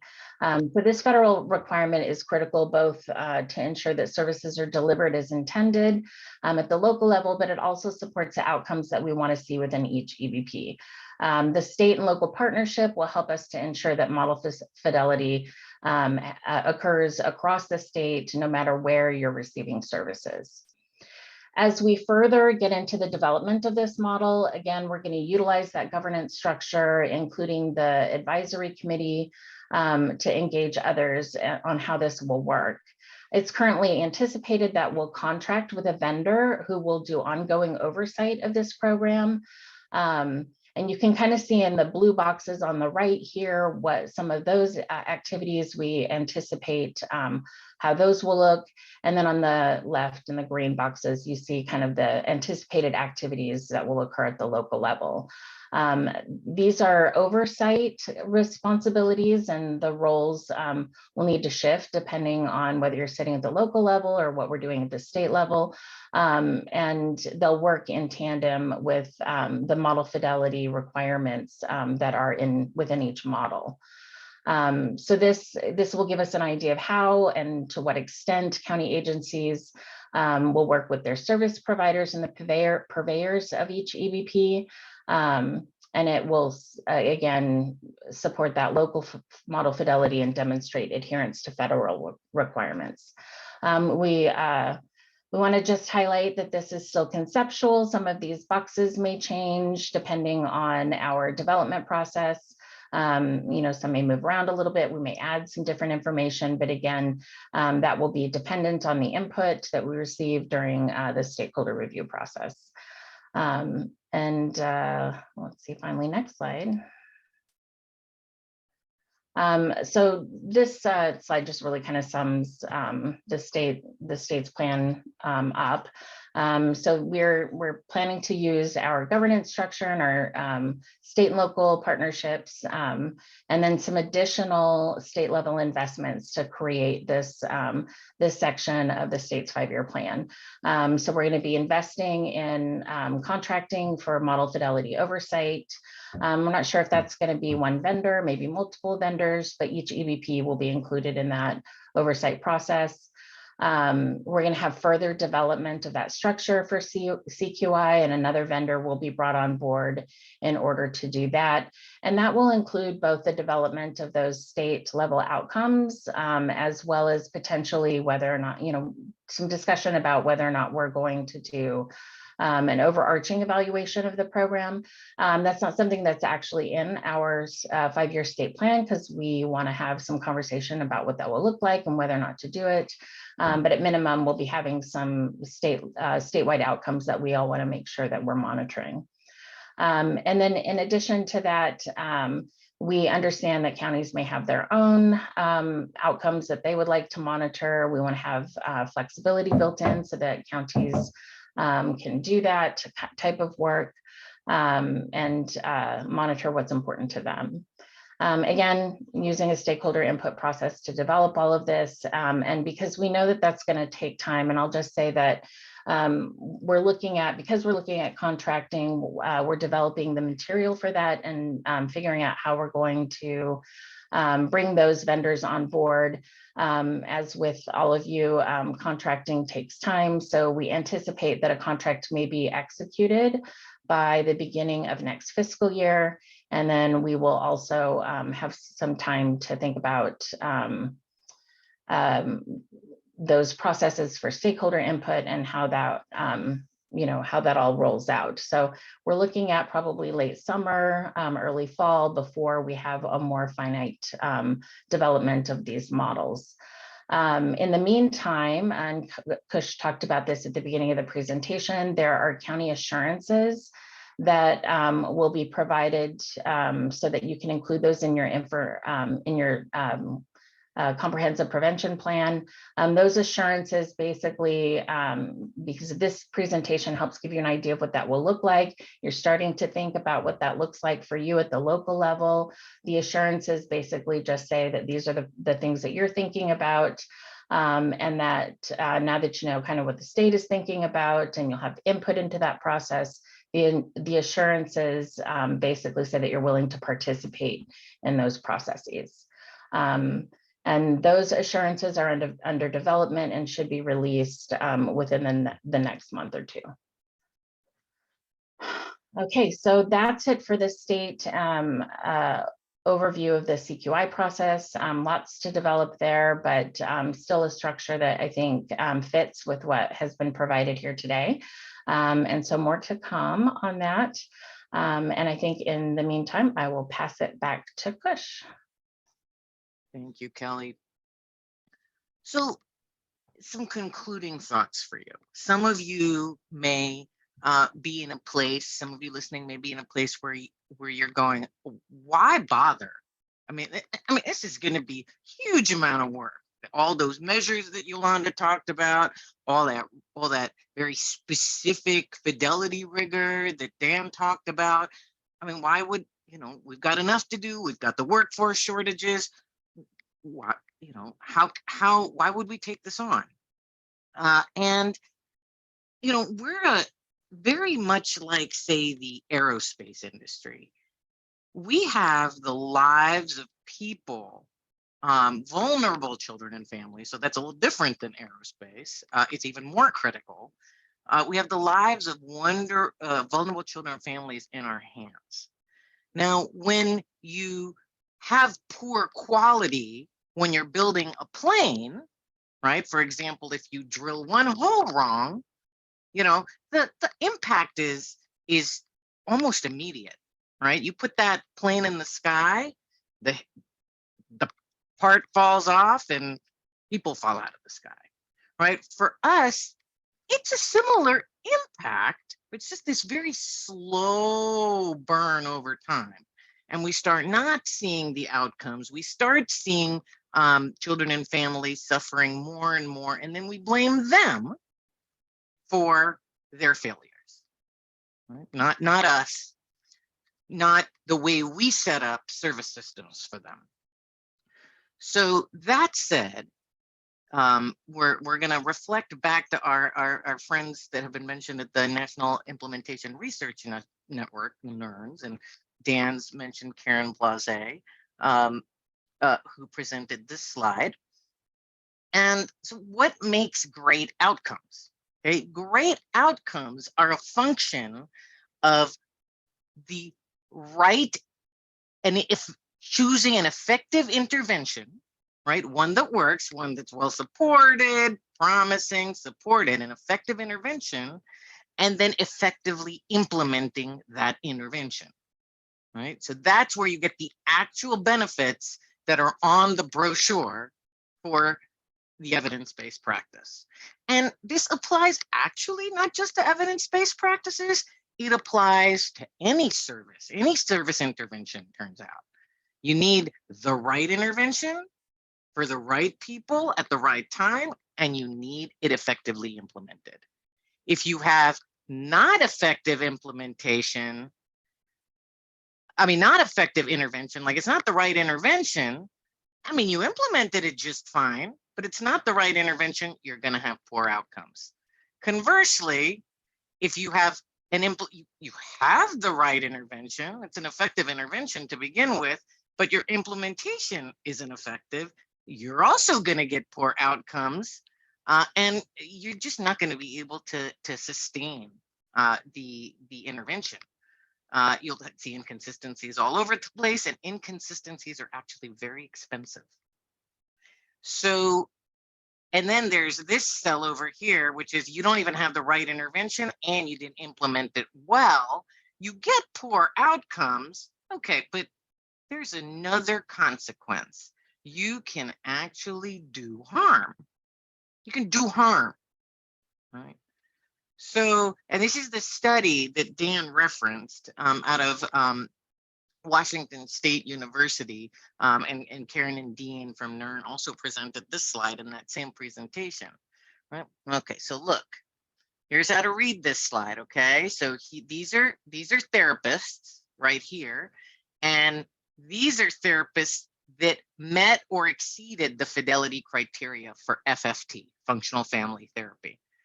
Below this line are the therapists that did not meet Fidelity criteria for the practice, okay? So competent and incompetent, so to speak. And then you saw like, oh, look, in this case, they were looking at recidivism, FFT used in a correction setting, and you get 13% recidivism if your therapist actually was working inside of grade fidelity. Right? Your therapist was competent, 13% recidivism. And look, oh, if your therapist is not competent, 28% recidivism. Logical, that makes sense. Competent therapists, better outcomes, right? But look at this puppy over here. This group received nothing. Nothing. They were a control group. And look, it would have been better to do nothing, 22% recidivism, than to actually provide this practice without fidelity. Right? And again, this applies very specific to EBPs, but I found developing interventions over time that aren't tested yet, the same thing applies. It's better to do nothing than to do something as it's not intended to do. Okay, so I want to leave you, it's an ethical issue, this business of model fidelity. Like you and I don't go to our physician and accept something like, well, I'm going to use this medication not the way it's traditionally used. There aren't really any studies that show that this use of it works, but trust me, we would just never take that pill. But we ask our children and families to do that all the time. All the time. So, where's the ethics in that? And so putting all that together, right, it is complicated. It's complicated. Here's the system we have to build. It looks like spaghetti, right? There's EBP purveyors, right, that are going to train practitioners, right? Here we go. We've got purveyors in this EBP training all these practitioners. Purveyors in that EBP training all these practitioners. And if you're a jurisdiction that has more than 2 EBPs, you're going to have many of these rows. Then those practitioners are actually employed by provider organizations who have their own accountabilities, right? And those provider organizations are contracted with counties, small counties, medium counties, large counties. Those counties have to roll up their data to the state, and then the state's got to roll up its data to the federal government. Right? So we're not saying that this is not going to be challenging, but what I'm trying to offer is that we're finally being forced in some ways to do the right thing. And build interventions for the convenience of the children and families who deserve the great outcomes, rather than the convenience of the organizations that have to, adapt, accommodate, tap dance to be able to get this done in the current constraints. So with that, I am going to thank our esteemed group of presenters and turn it back over to Jessica to bring it home. Great. Thank you so much, Kush. And I will keep this short for the participants. Again, just thank you to you. Thank you to all the panelists. Thank you to the participants for being here. A couple of announcements that we want to make. If you would just take me to the next slide, please. First reminder is that this is the upcoming schedule of the series topics that we have coming up. The nice thing is all of these registrations, not just for the upcoming sessions, but also previous sessions, can be found on our Caltrin website. And I believe, there it is. Thank you so much. We have the registration in the chat for you now. We also have for you on the next slide as well, just another reminder. Thank you. As I mentioned very early on, Caltrin hosted today, and Caltrin is funded by the state to provide free trainings to helping professionals throughout the state of California. And what you're looking at here is a list of some of the upcoming trainings that we have. All of the trainings are free to learners at no cost, of course, and you can learn more about that just as it says in the chat at caltrin.org.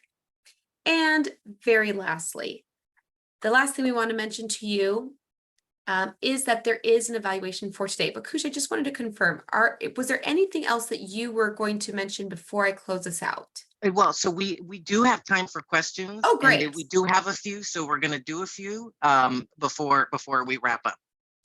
Perfect. Okay, well then stick around with us for a little bit. These are kind of reminders for the future then. For the questions, would you like me to read them out or would you like to read them? I'll go ahead and read them out. Great. Right. So we were all on schedule today, so we have time for questions from the audience. All right. So some of our questions come from the audience, and some of our questions come from questions that people who register have posed, or questions that folks have posed in the past that are relevant to this topic. So first question. And I'm gonna, if our panelists could come on, that'd be great. First question, and I'm gonna throw this at you, Dan. Dan, what does model fidelity system look like for motivational interviewing? That's one that we've been talking about a lot here in California. And I know, it's a conversation nationwide. Folks are wanting to use it not only for substance abuse, but also as a cross-cutting case management intervention. So, what does model fidelity look like there? Yeah, great question. So no surprise, there's both issues of clinical fidelity and programmatic fidelity. We're helping do a statewide rollout in Florida right now, and training folks at the case manager level, supervisors, and coders, a heavy cohort of coders who are critical to that piece, and what they call TNT, train the trainer, or training new trainers. So you remember that MST, the layers of experts and coaches and supervisors and so forth. It's the same thing for MI. There's a few measures that they use. One is called the Motivational Interviewing Coach Rating Scale, or the MICRS. And then there's the MITI, the Motivational Interviewing Treatment Integrity Scale. So it's basically a lot like what we've been talking about, with the addition of a lot of reviews of videotapes, audio tapes, and role plays, looking for like a checklist of standard interactions. So yeah, I think that's a high level summary. Yeah, great. And thank you, Dan. I think you conveyed that it is layered like MST. Right. And I've heard a lot folks saying, well, we're doing motivational interviewing, and then I ask for their okay, well, show me the training and certification and licensing information. And it's like, well, no, I took a class on it and I'm employing some of the techniques. That's not going to work in this context, is it? Correct. Sorry, I was looking at Stan's question. I'll respond to that in the chat. But yeah, I always, anytime anybody says something like that, I kind of wonder if it's, not always, but sometimes I wonder if it's one of those situations with t-shirts and mugs, but not really engaged with a purveyor in the ongoing CQI learning environment that we've been talking about. Oh, exactly. Thank you. All right. There's a request in the chat today for Yolanda's polling questions to use as conversation starters locally. So yes, we'll include those in the follow-up materials for you, the poll questions. Thank you for that.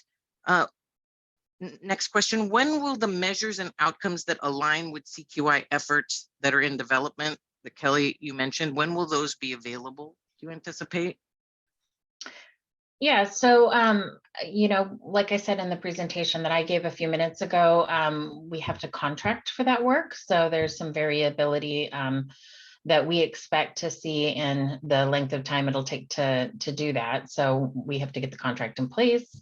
And then we want to spend some time talking with our stakeholders through that governance structure about how that will work. And then, you know, obviously that's going to take some time. So we anticipate our contract will be in place by the beginning of next fiscal year. So we're looking at July. And then it'll take some months after that before we develop the process. So you can expect it probably in fall, maybe the end of the year, by the end of next year. And then hopefully the assurances will help you kind of get through that process until then. Thank you, Kelly. And then there's a question that I hope I'm interpreting correctly that I will attempt to answer. The question says, we are currently working on creating a single system of support. And I'm wondering if this is interconnected. Is this part of the creation of a no wrong door system of care? So, you know, using the lens that lens of today to answer that question. So even inside of one system, right, a child welfare system, a behavioral health system, a public health system, there are going to be street processes that are going to service processes that have to be interconnected, right? There should be internally, right, a no wrong door approach to a particular system or an organization. When you start to add multiple agencies and then multiple contracted providers, some shared by those agencies, to create this no wrong door approach, your CQI system has to come along and be able to measure handoffs. Does it moving through the system, aggregate outcomes for a particular child and family that might be receiving more than one service or components of the service from different places. So absolutely, and that is the right thing to do, is build a no wrong door system ultimately, right? Well, if you came to public health and we saw you needed something else, we were able to connect you to that something else that you needed without you having to have now a breakdown in another part of your life to access that system. However, yes, then your CQI system has to also address the process measures of moving through and moving across those silos. I think those are all the questions. Team, I'm gonna just glance at the chat and my text. Nope, I think that's it. So Great. I'm gonna share the final slide for us, and Jessica, you can close it up. Wonderful. So just as a reminder to everyone on the call, there is a survey and an evaluation available that is in the chat now. That evaluation is a great way to communicate with the panelists and really provide feedback on the series. It's intended to meet your needs and answer your questions, so that's a great place to provide that. And it will also give you a certificate of attendance for today. So with that, I want to say thank you for being here, and we'll see you in the next series.